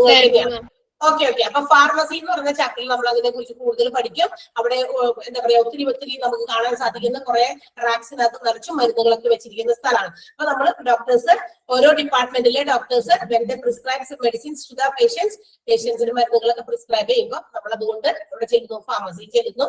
നമ്മളോ അല്ലെങ്കിൽ നമ്മളുടെ നേഴ്സോ എന്താണോ അവര് കൊടുത്തു വിടുന്നതനുസരിച്ച് അവിടെ കൊണ്ടു ചെല്ലും. നമ്മുടെ നമ്പർ അനുസരിച്ച് നമ്മളെ വിളിക്കും. അവരവിടെ അത് മെഡിസിൻസ് ഒക്കെ കൃത്യമായിട്ട് നോക്കി അത് എടുക്കുന്നതും എന്താ പറയാ ഈ കവേഴ്സിൽ ചെറിയ കുഞ്ഞു കവറിൽ ആക്കി അത് ലേബൽ ചെയ്യുന്നതൊക്കെ നമുക്ക് വിശദമായിട്ട് അവിടെ പഠിക്കാൻ കിട്ടും ഫാർമസിയിൽ. അതുകൊണ്ട് തന്നെ നിങ്ങൾ അവിടെ വിശദമായിട്ട് പഠിക്കും. ഇപ്പൊ നിങ്ങൾ മനസ്സിലാക്കിയിരിക്കുക, it is the department where the medicines are provided according to the prescription of the doctors. ഡോക്ടർമാരുടെ പ്രിസ്ക്രിപ്ഷൻ പ്രകാരം മെഡിസിൻസ് നൽകപ്പെടുന്ന സ്ഥലമാണ് ഫാർമസി. മനസ്സിലായോ? അത് ചികിത്സയുമായിട്ട് നേരിട്ട് ബന്ധമുള്ളതല്ലേ? ഈ മരുന്ന് അതെ, നമ്മൾ ഡോക്ടറെ കണ്ടു. ഇനി ഇൻ കേസ് നമ്മൾ വിചാരിക്കാം തെറാപ്യൂട്ടിക് എന്ന് പറയുമ്പോ നമ്മൾ വിചാരിക്കുമ്പോ ചികിത്സയ്ക്ക് നേരിട്ട് നമ്മൾ രോഗം മാറാനാണ് ഡോക്ടറെ അടുത്ത് പോകുന്നത് അല്ലെ? രോഗം മാറണം എന്ന് വിചാരിച്ചിട്ടാ നമ്മൾ പോകുന്നു, ഡോക്ടറെ കാണുന്നു. ആ ഡോക്ടറൊക്കെ കണ്ടു, കുഴപ്പമൊന്നുമില്ല, നല്ല ഡോക്ടറൊക്കെയാണ്, നല്ല രീതിയിൽ സംസാരിച്ചു. ഇപ്പൊക്കെ എല്ലാവരും ഭയങ്കര നല്ല രീതിയിലാണ് ആളുകളോട്. കാരണം ബെറ്റർ സർവീസസ് പ്രൊവൈഡ് ചെയ്യുക ആളുകൾക്ക്. അതാണ് ഹോസ്പിറ്റൽ അഡ്മിനിസ്ട്രേഷൻ. കാരണം അതൊക്കെ നോക്കണം, whether the services provided by the hospitals എല്ലാ തരത്തിലും എല്ലാ രീതിയിലും നല്ല രീതിയിലുള്ള ബെറ്റർ സർവീസ് ആണ് പ്രൊവൈഡ് ചെയ്യുന്നതെന്ന് ഈ ഇതൊക്കെ മാനേജ് ചെയ്യേണ്ടവരല്ലേ? അപ്പൊ നമ്മളത് അറിഞ്ഞിരിക്കണം. അപ്പൊ അത്തരം കാര്യങ്ങളൊക്കെ കൃത്യമായിട്ട് നോക്കി നമ്മൾ എന്ത് ചെയ്യുന്നു, മരുന്ന് വാങ്ങിച്ച് വീട്ടിൽ പോയി വെച്ചിട്ട് കാര്യമില്ല, ആ മരുന്ന് കഴിക്കണം അല്ലെ? ആ മരുന്ന് നമുക്ക് പ്രൊവൈഡ് ചെയ്യുന്ന സ്ഥലം. അപ്പൊ ചികിത്സയുമായിട്ട് നേരിട്ട് ബന്ധമുള്ളതാ. കാരണം ആ മരുന്ന് നമ്മൾ കഴിച്ചാലേ നമ്മുടെ അസുഖം മാറുള്ളൂ, കുറയുള്ളൂ, അല്ലെങ്കിൽ ഇല്ലാതാകുള്ളൂ. അല്ലെങ്കിൽ അത് ഇനി ഒക്കെ വരാതിരിക്കാനുള്ള പ്രിവെൻഷൻ മരുന്നുകളൊക്കെ ഉണ്ട് ഇന്ന്, മെഡിസിൻസ് ഒക്കെ പ്രിവെന്റ് ചെയ്യാനുണ്ട്. അപ്പൊ അതൊക്കെ നമ്മൾ കഴിച്ചാൽ മാത്രമേ we can cure our diseases, നമ്മുടെ രോഗത്തെ ഭേദമാക്കാനായിട്ട് പറ്റുള്ളൂ. ഓക്കെ, അപ്പൊ അതുകൊണ്ട് രോഗം ഭേദമാകുന്നതിന് ചികിത്സ അതുമായിട്ട് നേരെ ബന്ധമുള്ളത് കൊണ്ടാണ് ഫാർമസി തെറാപ്യൂട്ടിക് ഡിപ്പാർട്ട്മെന്റിൽ വന്നത്. Okay, and the second one is physiotherapy. നമ്മുടെ മസിൽസിന്, ജോയിന്റ്സിന് എന്തെങ്കിലുമൊക്കെ പ്രശ്നങ്ങൾ വരുമ്പോ ചിലപ്പോ ചില ആൾക്കാരൊക്കെ വീണ് നടുവിലൊക്കെ എന്തെങ്കിലുമൊക്കെ ബാക്ക് ബോണിലൊക്കെ വലിയ എന്തെങ്കിലുമൊക്കെ പറ്റി ഒക്കെ കുറെ മരുന്നുകളൊക്കെ കഴിച്ചാൽ മാത്രം നമുക്ക് അത് ക്യൂർ ചെയ്യാൻ പറ്റില്ല, കംപ്ലീറ്റ്ലി ക്യൂർ ആകാൻ പറ്റില്ല. കുറെ വേദനകൾ മാറാം, ചില മറ്റു രീതിയിലുള്ള ക്യൂറിംഗ് ഒക്കെ ഉണ്ടാകാം. പക്ഷേ ചില എന്താ പറയാ നടക്കുമ്പോഴോ ഇരിക്കുമ്പോഴോ കിടക്കുമ്പോഴോ ഒക്കെ ഉണ്ടാകുന്ന വേദനകൾ തിരിഞ്ഞു മറിഞ്ഞു കിടക്കാം. അപ്പൊ ചിലപ്പോ doctors will suggest for a physiotherapy. ഒന്ന് ഫിസിയോതെറാപ്പി ഒക്കെ ചെയ്യുന്നത് നല്ലതാണ്. അതും ഒരു തരം എന്താ പറയാ ചികിത്സയുടെ നേരിട്ട് ബന്ധമുള്ളതല്ലേ? കാരണം അത് ചെയ്തില്ലെങ്കിൽ മരുന്ന് കൊണ്ട് മാത്രം ചിലപ്പോ അത് പൂർണ്ണമായിട്ടും ഭേദമാക്കാൻ പറ്റാത്തത് കൊണ്ടാണ് അവരെന്ത് ചെയ്യുന്നത്, ഇങ്ങനെ ഒരു സജഷൻ തരുന്നത്. അപ്പൊ physiotherapy also is directly related to our treatment. നമ്മുടെ ട്രീറ്റ്മെന്റുമായിട്ട് നേരിട്ട് തന്നെ ബന്ധമുണ്ട് ഇതിന്, ഫിസിയോതെറാപ്പി. അതുകൊണ്ടാണ് അതും ഈ പറഞ്ഞ തെറാപ്യൂട്ടിക്കിന്റെ കീഴിൽ വരുന്നത്, അല്ലെങ്കിൽ ആ ഒരു ഇതിനകത്ത് വന്നിരിക്കുന്ന ഡിപ്പാർട്ട്മെന്റ് ആയത്, ചികിത്സയുമായിട്ട് ഡയറക്ട്ലി റിലേറ്റഡ് ആയിട്ടുള്ളത് കൊണ്ട്. Okay, and the third one is dietetics. ചോദിക്കട്ടെ, നമ്മൾ എന്ത് ചെയ്യുന്നു? ഡോക്ടറെ പോയി കാണുന്നു, ഡോക്ടർ കുറെ ഉപദേശങ്ങളൊക്കെ തന്നു, ഇൻസ്ട്രക്ഷൻസ് തന്നു. You please just avoid this, do some exercise എന്നൊക്കെ പറയുന്നു. ഇത് ഷുഗർ ഒക്കെ ഉള്ള പേഷ്യൻസ്, ഷുഗറും കൊളസ്ട്രോളും ഒക്കെ ഭയങ്കര ഹൈ ആണ്. ഓക്കെ, അപ്പൊ നിങ്ങൾ എന്ത് ചെയ്യണം? കുറച്ച് ഷുഗർ, ചായ കുടിക്കോ? ഒരു ദിവസത്തിൽ എത്ര ചായ കുടിക്കും? 5 6 അതൊക്കെ കുറയ്ക്കേ, പഞ്ചസാര കുറയ്ക്കേ, ചോറ് കുറയ്ക്കേ. കാരണം അതിനകത്ത് ഷുഗർ കണ്ടന്റ് ഉണ്ട്. അതുകൊണ്ട് എല്ലാം കുറച്ച് ഒന്നും കഴിക്കാൻ പറ്റാത്ത അവസ്ഥയാണെന്നാണോ ഡോക്ടർ പറഞ്ഞു തരുന്നത്? അല്ല, അതിന് ഇൻസ്റ്റെഡ് യു ഹാവ് ടു എന്താ പറയാ ഡിപ്പെൻഡ് ഓൺ സം അതർ, മറ്റേതെങ്കിലും ധാന്യത്തിലേക്ക് നമ്മൾ മാറേണ്ടി വരും. ഗോതമ്പിന്റേതോ അങ്ങനെയൊക്കെ ചില കാര്യങ്ങൾക്ക് അവോയ്ഡ് ചെയ്യാൻ പറയുമല്ലോ. പിന്നെ കൊളസ്ട്രോൾ ഉണ്ടെങ്കിൽ അങ്ങനത്തെ എണ്ണയിൽ വറുക്കുന്ന സാധനങ്ങൾ കുറച്ച് ഒഴിവാക്കുക, എന്താ പറയാ നമ്മുടെ റെഡ് മീറ്റ് ഒക്കെ ഒഴിവാക്കുക. അങ്ങനെയൊക്കെ കുറെ ഇൻസ്ട്രക്ഷൻസ് ഒക്കെ നമുക്ക് തരും. സോ നമ്മൾ പറയും ഓ ശരി തലക്കെട്ടാട്ടി കണ്ടു കേട്ടു ഒക്കെ വിശേഷമൊക്കെ അറിഞ്ഞു പോയി. ഫാർമസിയിൽ പോയി മരുന്ന് കളക്ട് ചെയ്തു, ഓക്കെ അവിടെ പോയിരുന്നു അത് കഴിച്ചു. അത് കഴിച്ചൊക്കെ കഴിഞ്ഞു. ഡോക്ടർ പറഞ്ഞ ഡയറ്റ് നമ്മൾ ഫോളോ ചെയ്തില്ലെങ്കിലോ can be cure our disease, നമ്മുടെ രോഗം ഭേദമാക്കാൻ പറ്റുമോ? ഡോക്ടർ പറയാണ് ഇതൊക്കെ മരുന്ന് കഴിക്കണില്ല. ഈ ഡോക്ടർക്ക് ഒന്നും അറിയാൻ പാടില്ല. മരുന്നൊക്കെ കഴിച്ചിട്ട് ഒരു മാറ്റൂല, നേരത്തേക്കാളും പിന്നത്തെയാണ്, ഇപ്പോഴും രോഗമൊന്നും മാറിയിട്ടൊന്നുമില്ല. എവിടെ മാറാൻ? ഈ പറയുന്ന കാര്യങ്ങളൊക്കെ മരുന്നൊക്കെ എത്ര വേണമെങ്കിലും കാശ് കൊടുത്താൽ നമുക്ക് വാങ്ങിച്ച് കഴിക്കാൻ പറ്റും. അത് നമ്മൾ ഇങ്ങോട്ടേക്ക് ഇട്ടാൽ മതിയല്ലോ, കഴിക്കുന്ന കാര്യമില്ല, അങ്ങോട്ട് കഴിക്കുന്നു. പക്ഷെ രോഗത്തിന് മാത്രം യാതൊരു തരത്തിലുള്ള കുറവുമില്ല. എന്തുകൊണ്ട്? നമ്മൾ അവർ പറയുന്ന ഡയറ്റ് ഫോളോ ചെയ്യുന്നുണ്ടോ? ഇന്നതൊക്കെ അവോയ്ഡ് ചെയ്യാൻ പറഞ്ഞു, അതൊന്നും നമ്മൾ കാര്യമാക്കുന്നില്ലേ? അതൊക്കെ ഡോക്ടർ പറഞ്ഞോളൂ. മരുന്ന് കഴിക്കണ്ടല്ലോ, മാറിക്കോളും. പറ്റില്ല. അത് diet should be strictly followed. നമ്മളുടെ രോഗം പൂർണ്ണമായും ഭേദമാക്കാൻ അതും ഇതുപോലെ തന്നെ ഡയറക്റ്റ് ആയിട്ട് നമ്മുടെ ട്രീറ്റ്മെന്റിന്റെ ഭാഗമായതുകൊണ്ട് തെറാപ്യൂട്ടിക്കിന്റെ സബ്സ്റ്റിറ്റ്യൂട്ടീവ് ഡിപ്പാർട്ട്മെന്റിലെ തെറാപ്യൂട്ടിക് വിഭാഗത്തില് ഡയറ്ററ്റിക്സും വരുന്നുണ്ട്. അപ്പൊ ഡയറ്റ് ഫോളോ ചെയ്ത് മാത്രമേ നമുക്ക് നമ്മുടെ ചില അസുഖങ്ങളൊക്കെ നമുക്ക് ക്യൂർ ചെയ്യാൻ പറ്റുള്ളൂ. അല്ലെങ്കിൽ അത് അങ്ങനെ തന്നെ നിൽക്കും, അത് കംപ്ലീറ്റ്ലി നമുക്ക് ക്യൂർ ചെയ്യാൻ പറ്റില്ല. അപ്പൊ ഡയറ്റ് പ്ലാൻ എന്ന് പറയുന്നത് ഷുഡ് ബി ഫോളോഡ്, സ്ട്രിക്റ്റ് ആയിട്ട് നമ്മൾ ഫോളോ ചെയ്യണം. എലോങ് വിത്ത് ദ മെഡിസിൻ, മെഡിസിനോടൊപ്പം തന്നെ. മെഡിസിനെ മാത്രം കഴിച്ചിട്ട് നമുക്ക് ഉണ്ടാക്കാൻ പറ്റില്ല. മെഡിസിൻ വേണ്ട, പറഞ്ഞ പോലെ ഡയറ്റിലൂടെ ഞാൻ ചെയ്തോളാം. പക്ഷെ ചില സമയത്ത് അത് പറ്റും. ഡോക്ടർ പറയണം മെഡിസിൻ ഇപ്പൊ തൽക്കാലം കുറച്ച് ചെറിയ വേരിയേഷനോ കൊളസ്ട്രോളിലുള്ളൂ അല്ലെങ്കിൽ നമ്മുടെ ഷുഗറിലുള്ളൂ, ഇപ്പൊ തൽക്കാലം നമ്മൾ മെഡിസിൻ സ്റ്റാർട്ട് ചെയ്യുന്നില്ല.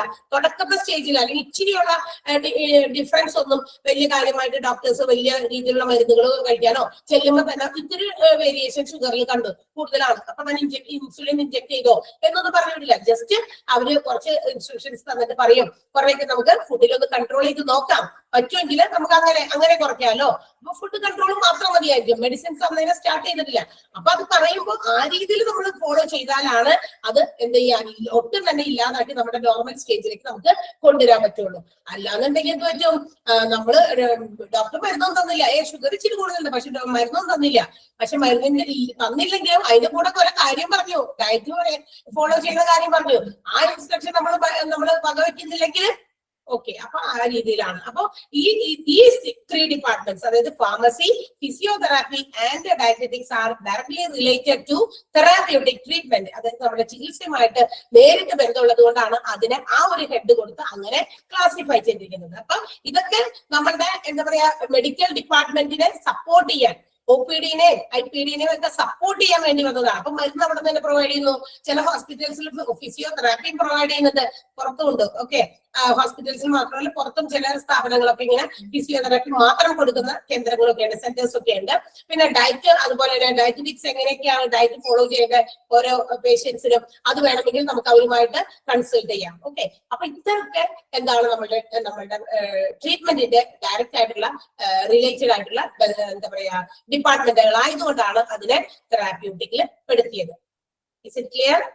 രണ്ടാമത്തെ സപ്പോർട്ടീവ് ഡിപ്പാർട്ട്മെന്റിലെ തെറാപ്യൂട്ടിക് വിഭാഗത്തില് how this pharmacy, physiotherapy, dietetics വന്നു എന്നാണ് ഞാനിങ്ങനെ പറഞ്ഞത്. ഓക്കെ, ക്ലിയർ ആണോ? ഓക്കെ മിസ്, ക്ലിയർ ആണ് മാഡം. യെസ്.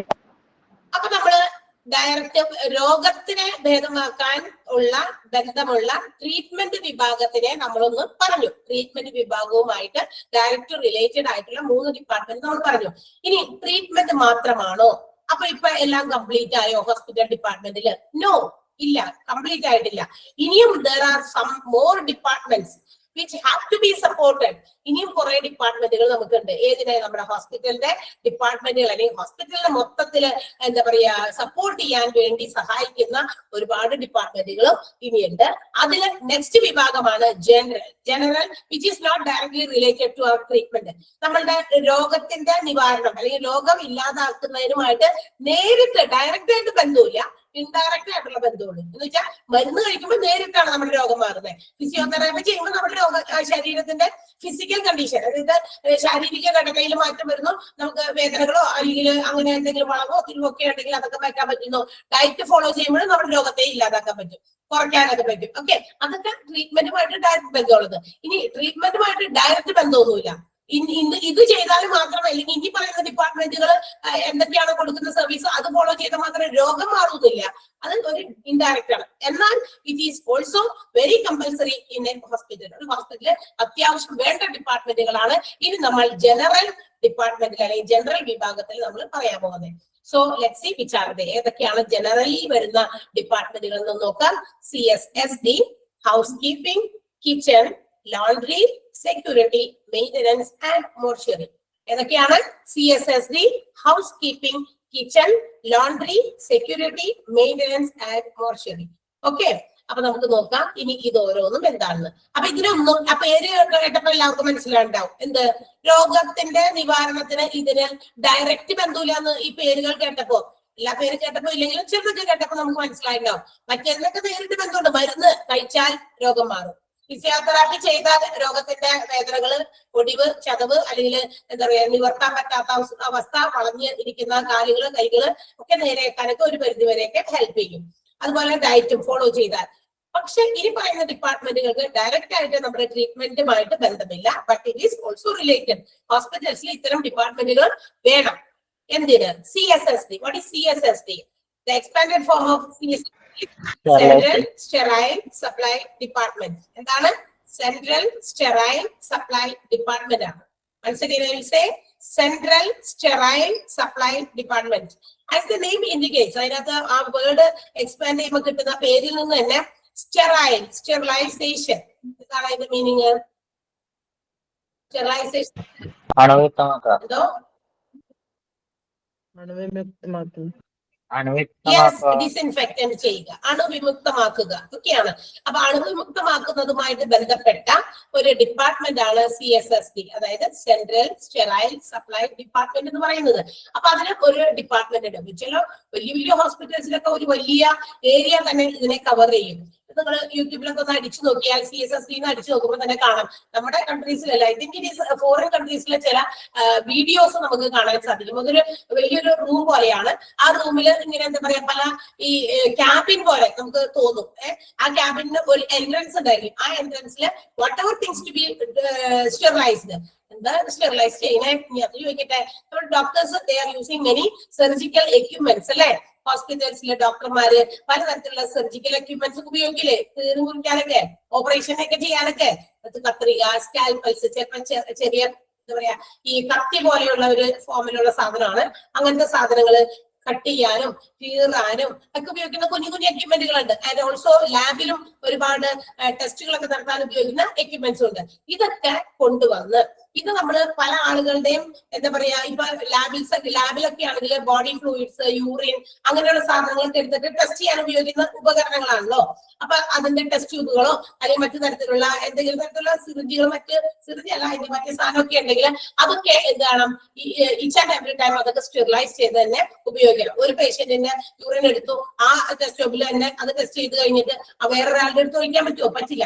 നമുക്ക് അത് ഓരോ പ്രാവശ്യവും നമ്മൾ ടൈം ടു ടൈം അത് സ്റ്റെറിലൈസ് ചെയ്യണം, അണുവിമുക്തമാകണം. കാരണം നൗഡേയ്സ് ഇന്നത്തെ കാലത്ത് എന്ന് പറഞ്ഞാൽ പല പല രോഗങ്ങളുമായിട്ട് ആളുകൾ എന്താ പറയാ ഹോസ്പിറ്റൽസിൽ വരുന്നത്. ഒരാൾക്ക് ഉള്ള രോഗത്തിന്റെ സെയിം പോലെയല്ല, മറ്റവരുടെ രോഗലക്ഷണങ്ങളും അവരുടെ വിവരങ്ങളൊക്കെ കേൾക്കുമ്പോൾ എൻറ്റയർലി ഡിഫറെന്റ് ആണെന്ന് തോന്നും. പനി പലതരത്തിലുണ്ട്. പനിയായിട്ട് ഒത്തിരി പേര് ഹോസ്പിറ്റൽസിൽ പോകുന്നുണ്ട്. എല്ലാം ഒരുപോലത്തെ പനിയാണോ? അല്ല എന്ന് തന്നെ പറയാം. അപ്പൊ എന്തൊക്കെയാണോ ഓരോരുത്തർക്കും ഓരോ ദിവസങ്ങളും ഉണ്ടാകുന്ന പുതിയ പുതിയ രോഗങ്ങൾ, ഇന്ന് ഒക്കെ പുതിയ പുതിയ രോഗങ്ങളെ കുറിച്ചാണ് നമുക്ക് കേൾക്കാം. ട്രഡീഷണൽ ആയിട്ട് പണ്ടുണ്ടായിരുന്ന രോഗങ്ങളൊക്കെ എവിടെയൊക്കെയോ മറന്നുപോയി. എന്നാൽ ഇന്ന് ഇവിടെ കോമൺ ആകുന്ന കുറെ അസുഖങ്ങളാണ്, ഹാർട്ട് അറ്റാക്കുകളും അതുപോലെ തന്നെ മറ്റ് ഏതെങ്കിലും തരത്തിലുള്ള. ഇതൊക്കെ കൂടുതലും ഒരു പരിധി വരെ നമ്മൾ തന്നെയാണ് നമ്മളുടെ ഈ രോഗങ്ങളൊക്കെ നമുക്ക് സമ്പാദിച്ചതിനുള്ള എന്താ പറയാ റെസ്പോൺസിബിൾ ആയിട്ടുള്ള ആളുകൾ എന്ന് പറഞ്ഞാൽ. കാരണം നമ്മുടെ ഉത്തരവാദിത്തം തന്നെയാണ്. നമ്മൾ തന്നെയാണ് അങ്ങനെയൊക്കെ നമ്മൾ വാങ്ങിച്ചു കൂട്ടിയേക്കണം നമ്മുടെ അസുഖങ്ങൾ. ബിക്കോസ് നമ്മുടെ ലൈഫ് സ്റ്റൈലാണ്, കുറെയൊക്കെ നമ്മുടെ ഫുഡ് ഹാബിറ്റ്സ് ആണ്. എല്ലാവരും ബിസിയാണ്. ബിസി ആയിട്ടുള്ള ഈ സമയത്ത് നമ്മൾ എളുപ്പത്തിൽ എന്തെങ്കിലുമൊക്കെ കാര്യങ്ങൾ ചെയ്യും അല്ലെ? ഫാസ്റ്റ് ഫുഡിനെ ഡിപ്പെൻഡ് ചെയ്യുന്നവരുണ്ട്. രാവിലെയും ഉച്ചയ്ക്കും വൈകുന്നേരം ഒക്കെ അല്ലെ വീട്ടിൽ നിന്ന് ഫുഡ് എടുക്കാൻ സമയമില്ല. അപ്പൊ നമ്മൾ എന്ത് ചെയ്യും? നമ്മുടെ നിയറസ്റ്റ് പ്ലേസിൽ നമ്മുടെ 1 ഹാൻഡ് ഡിസ്റ്റൻസിൽ എന്തെങ്കിലുമൊക്കെ അവൈലബിൾ ആണെങ്കിൽ അത് വാങ്ങിച്ച് കഴിക്കും. പ്രോപ്പർ ആയിട്ടുള്ള ടൈമിംഗ് ഇല്ല കഴിക്കുന്ന ഫുഡിന് അല്ലെ? നമ്മൾ ഡയറ്റ് ഫോളോ ചെയ്യുന്നില്ല. ഒരു എന്താ പറയാ ഇപ്പൊ സിസ്റ്റത്തിന് മുമ്പിൽ അല്ലെങ്കിൽ ഓഫീസിൽ പോയിട്ട് ഫാൻ്റെ ചോട്ടിൽ നമ്മൾ ജോലി ചെയ്യുന്നു. പണ്ടത്തെ ആൾക്കാരൊക്കെ നമ്മളെക്കാളും ഇഷ്ടംപോലെ കഴിച്ചിരുന്നു. പണ്ടത്തെ ആളുകൾ എന്താ പറയാ കഴിച്ചിരുന്ന സാധനങ്ങൾ എന്ന് പറയുന്നത് ഒത്തിരി ഈ പറഞ്ഞ പോലെ ഫാറ്റും കൊളസ്ട്രോളൊക്കെ പറ്റിയ സാധനങ്ങൾ തന്നെയാണ്. പണ്ടത്തെ ഫുഡ് കഴിക്കുന്ന അപ്പൂപ്പന്മാരും ഉമ്മമാരോടൊക്കെ ചോദിക്കാം അവരൊക്കെ ഇങ്ങനെ കഴിച്ചിരുന്നതെന്നൊക്കെ നമുക്ക് പറഞ്ഞു കേട്ടിട്ടുണ്ട്. ഒത്തിരി ചോറ് കഴിക്കും അല്ലെ, എന്താ പറയാ കപ്പയും അതുപോലെ ചേനയൊക്കെ മൂടോടെ ഇളക്കിയിട്ട് അതൊക്കെ പുഴുങ്ങിയും വേവിച്ചും ഒക്കെ കഴിച്ചവരുണ്ട്.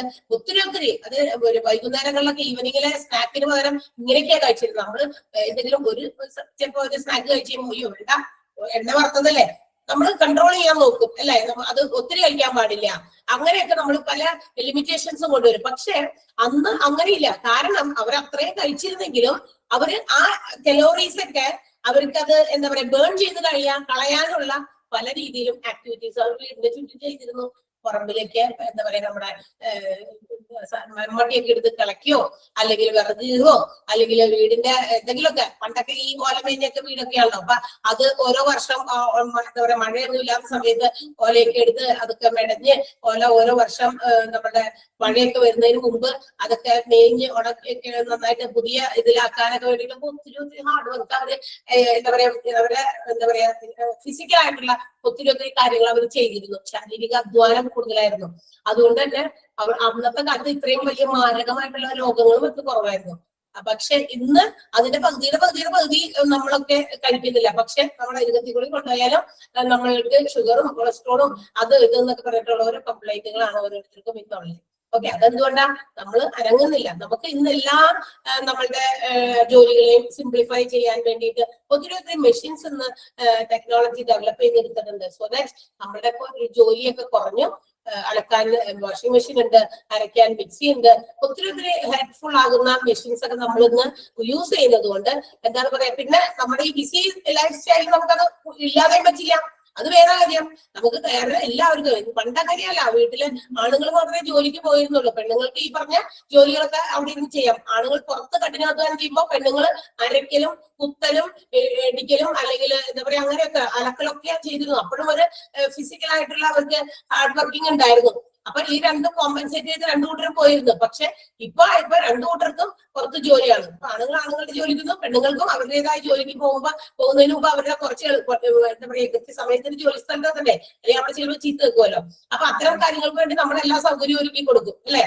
മിക്സി അയ്യോ അരച്ചൊക്കെ നിന്ന് ബുദ്ധിമുട്ടുണ്ട്, മിക്സി വാങ്ങിക്കുന്നു, വേഗം ഒരു സ്വിച്ച് ഓൺ ചെയ്ത് രണ്ട് കറക്കും, അപ്പോഴേക്കും സാധനങ്ങളൊക്കെ നമ്മൾക്ക് പ്രതീക്ഷിക്കുന്ന രീതിയിലേക്ക് ആക്കി മാറ്റാം. അലക്കാനായിട്ട് തുണി കൊണ്ട് അവിടെ ഇട്ടിട്ട് ഇനി അവിടെ പോയിട്ട് അതിന് കൂടെ വലിയിടേണ്ട ആവശ്യമില്ല, അവിടെയും നമ്മളുടെ ജോലി ഭാരം കുറയ്ക്കണം. അപ്പൊ ഒത്തിരി കാര്യങ്ങളാണ്. അപ്പൊ ഇതുകൊണ്ടൊക്കെ എന്താ പറയാ നമ്മുടെ ലൈഫ് സ്റ്റൈലൊക്കെ മാറുന്നതാണ് നമ്മുടെ ഹെൽത്ത് ഇഷ്യൂസ് ഒക്കെ ഒത്തിരി വർദ്ധിക്കാനുള്ള കാരണം. അപ്പൊ പലതരത്തിലുള്ള രോഗങ്ങൾ, അതാണ് നമ്മൾ പറഞ്ഞു വന്നത്, പല ഡിഫറെന്റ് വെറൈറ്റീസ് ഓഫ് ഡിസീസസ് ആണ് വിച്ച് ആർ എപ്പിഡമിക്. അതായത് പെട്ടെന്ന് മറ്റുള്ളവരിലേക്ക് കണ്ടാമിനേറ്റ് ചെയ്യാൻ രീതിയിലുള്ള അസുഖങ്ങളും ഉണ്ടായിരുന്നു ഒത്തിരി.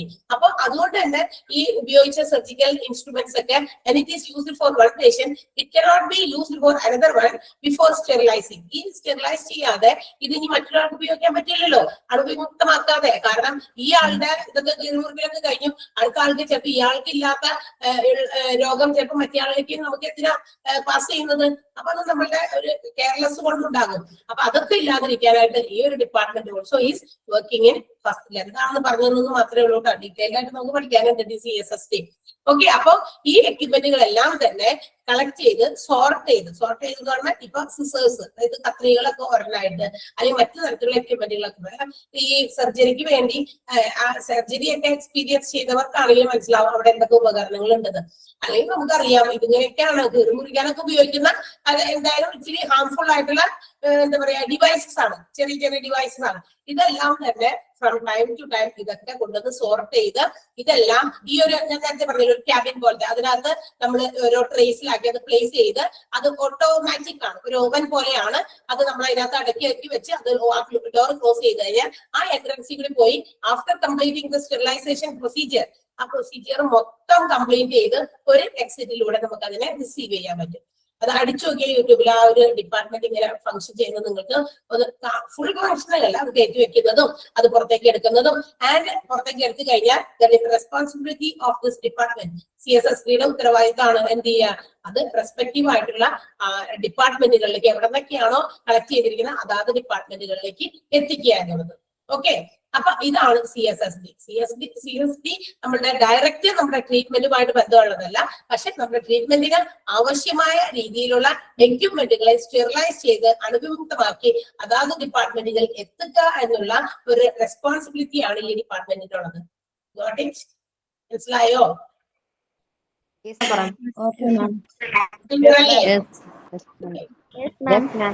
ജനറൽ എന്ന് പറയുന്ന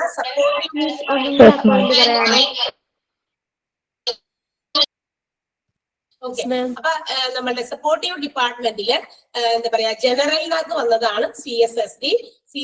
നിങ്ങളൊന്ന് നമ്മുടെ time is over, I think.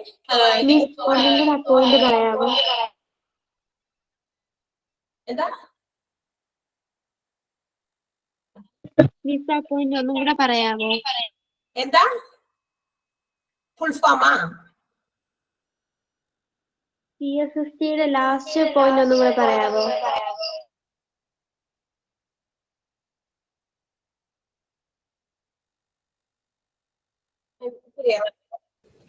Ma'am, CSSDയുടെ last point ഒന്നും കൂടി പറയാമോ എന്നാ ചോദിക്കുന്നത്. എന്താണ് ലാസ്റ്റ് പോയിന്റ്? എടാ ഞാൻ പോയിന്റ് ഒന്നും പറഞ്ഞില്ല. എന്താണ് CSSD എന്ന് നിങ്ങൾക്കൊന്ന് ക്ലിയർ ചെയ്ത് തന്നേ ഉള്ളൂ. നമുക്ക് ഇതിനെ കുറിച്ച് താഴെ കുറെ ഉണ്ട് പഠിക്കാൻ. ഓക്കെ, ജസ്റ്റ് ഞാൻ നിങ്ങൾക്ക് മനസ്സിലാക്കി തരാം എന്താണ് ആ ഒരു ഡിപ്പാർട്ട്മെന്റ് ചെയ്യുന്നത്. അവിടെ നമ്മളുടെ സർജിക്കൽ എക്യുപ്മെന്റുകൾ എല്ലാം തന്നെ സർജറിക്ക് മാത്രമല്ല, ചില പ്രൊസീജിയേഴ്സ് ഇപ്പൊ തുന്നിക്കെട്ടല് അല്ലെ, അങ്ങനെയൊക്കെ എന്താ പറയാ ഡ്രസ് ചെയ്യല്, അപ്പോഴൊക്കെ കുറെ എന്താണ് എക്യുപ്മെന്റ് ഒക്കെ ഉപയോഗിക്കുമല്ലോ. ഇതെല്ലാം എന്ത് ചെയ്യുക? ഡിസിൻഫെക്ട് ചെയ്യുക. അതാണ് ആ ഒരു ഡിപ്പാർട്ട്മെന്റ്. ഇതിനെല്ലാം ക്ലീൻ ചെയ്ത് സ്റ്റെറിലൈസ് ചെയ്ത് ക്ലീൻ ചെയ്ത് എത്തിക്കേണ്ട ചുമതലയുള്ള റെസ്പോൺസിബിലിറ്റി ഉള്ള ഡിപ്പാർട്ട്മെന്റ് ആണ് CSSD. നോട്ടുകൾ നിങ്ങൾക്ക് ഓൾറെഡി സെൻഡ് ചെയ്തിട്ടുണ്ട്. 35 ചാപ്റ്റേഴ്സ് അടങ്ങുന്ന 1 and 2 മൊഡ്യൂൾസിന്റെ chapters already in the Google class റൂമിലുണ്ട്. നിങ്ങൾ അത് പോയിട്ട് അതിന്റെ പ്രിന്റ് ഔട്ട് എടുത്ത് നിങ്ങളുടെ ക്ലാസ്സിൽ ടീച്ചേഴ്സ് വരുമ്പോൾ അതായത് ചാപ്റ്റേഴ്സ് എടുത്തു വെച്ച് നിങ്ങളത് എന്താ പറയാ ടീച്ചേഴ്സ് പറയുന്ന അനുസരിച്ച് എക്സ്പ്ലെയിൻ ചെയ്യുന്ന അനുസരിച്ച് അതിലൂടെ ഓടിച്ചു പോവുക, വായിച്ചു പോവുക. അതാണ്. എക്സ്ട്രാ നോട്ട്സ് എന്തെങ്കിലും ടീച്ചേഴ്സ് തരുന്നുണ്ടെങ്കിൽ അത് ഇവിടെ ക്ലാസ്സിൽ ഡിക്റ്റേറ്റ് ചെയ്യും. ഓക്കെ, ഞാനൊന്ന് ഫുൾ ഫോം പറയട്ടെ. എന്റെ അടുത്ത ഭാഗത്തെ ഇന്നിപ്പോ നമ്മുടെ ക്ലാസ് ടൈം ആയി. OPD അറിയില്ലാത്തവരൊന്ന് ജസ്റ്റ് ഒന്ന് നോട്ട് ചെയ്ത് വെക്കുക. ചാപ്റ്ററിന്റെ പേര് ഹോസ്പിറ്റൽ ഡിപ്പാർട്ട്മെന്റ് എന്നും എഴുതാം. ചാപ്റ്ററിന്റെ പേര് ഇതാണ്, different departments of hospital. Different departments in A hospital. എന്തായാലും കുഴപ്പമില്ല, ഒന്ന് തന്നെ. Different departments in A hospital. Different departments in A hospital. Chapter ആണ്. ചാപ്റ്ററിന്റെ പേരാകുമ്പോൾ എഴുതുമ്പോൾ കുറച്ച് വലുതാക്കി അങ്ങോട്ട് എഴുതിക്കോ. അപ്പൊ യു ക്യാൻ ഐഡന്റിഫൈ. ചാപ്റ്റർ ആകുമ്പോൾ മനസ്സിലാക്കാൻ വേണ്ടിയിട്ടാണ്. ഓക്കെ, അടുത്ത ചാപ്റ്ററിലേക്ക് എത്തുമ്പോൾ അടുത്ത വലിയ അക്ഷരത്തിലേക്ക് വെച്ചാണ്. ഇനി അതില് മെഡിക്കൽ ഡിപ്പാർട്ട്മെന്റ് എന്ന് തൊട്ട് താഴെ എഴുതാം. Medical department.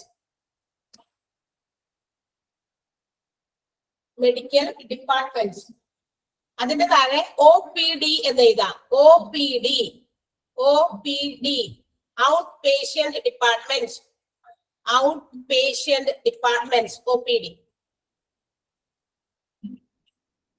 Next one IPD. Inpatient department. നമ്മളെല്ലാ നോട്ടൊന്നും എഴുതുന്നില്ല. അത്യാവശ്യം വേണ്ടത് മാത്രമേ എക്സ്ട്രാ തരുന്നുള്ളൂ. അതെല്ലാ ടീച്ചേഴ്സും അങ്ങനെ തരുള്ളൂ കേട്ടോ. IPD inpatient department. Then next ഒരു ഹെഡിങ് ചെയ്താ സപ്പോർട്ടീവ് ഡിപ്പാർട്ട്മെന്റ്. സപ്പോർട്ടീവ് ഡിപ്പാർട്ട്മെന്റ്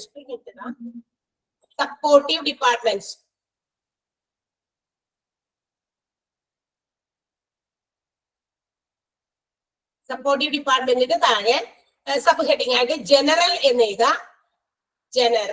ജനറലിൽ വരുന്നതാണ് CSSD. ക്യാപിറ്റൽ ലെറ്റേഴ്സിൽ എഴുതാട്ടാ. ക്യാപിറ്റൽ മാത്രം ഉപയോഗിക്കുക. CSSD. എന്നിട്ടൊരു ഹൈഫൻ ഇട്ടിട്ട് എഴുതാ. Central. CENTRAL. Central. Sterile. STERILE. Sterile.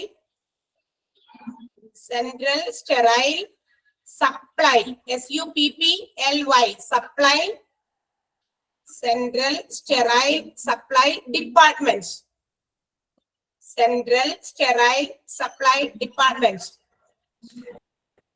Okay, clear ആണോ? ഇനി ആർക്കെങ്കിലും എന്തെങ്കിലും ഇപ്പൊ പറഞ്ഞതിൽ കിട്ടാത്തുണ്ടെങ്കിൽ ഒന്ന് ജസ്റ്റ് നിങ്ങളൊന്ന് അവിടെ ടൈപ്പ് ചെയ്ത് കൊടുത്താൽ മതി. എന്റെ ക്ലാസ് കഴിഞ്ഞിട്ടല്ല, അടുത്ത ടീച്ചറിന്റെയും കൂടി ക്ലാസ് കഴിഞ്ഞതിന് ശേഷം ഏതെങ്കിലും കാര്യം നിങ്ങൾക്ക് കിട്ടാത്തുണ്ടെങ്കിൽ ലീവ് ചെയ്യുന്നതിന് മുമ്പ് ഒന്ന് അങ്ങോട്ടും ഇങ്ങോട്ടും പരസ്പരം ചോദിച്ചിട്ട് ഒന്ന് മനസ്സിലാക്കി എഴുതിയെടുത്തിട്ട് പോകാം. Okay, so will meet next day. Thank you. Thank you, ma'am. Thank you, ma'am. Thank you, ma'am. Thank Thank you, ma'am. Thank you, ma'am. you, ma'am. Thank you, ma'am. Thank you, ma'am. Thank you, ma'am. Thank you, ma'am. Thank you, ma'am. Thank you, ma'am. Thank you, ma'am.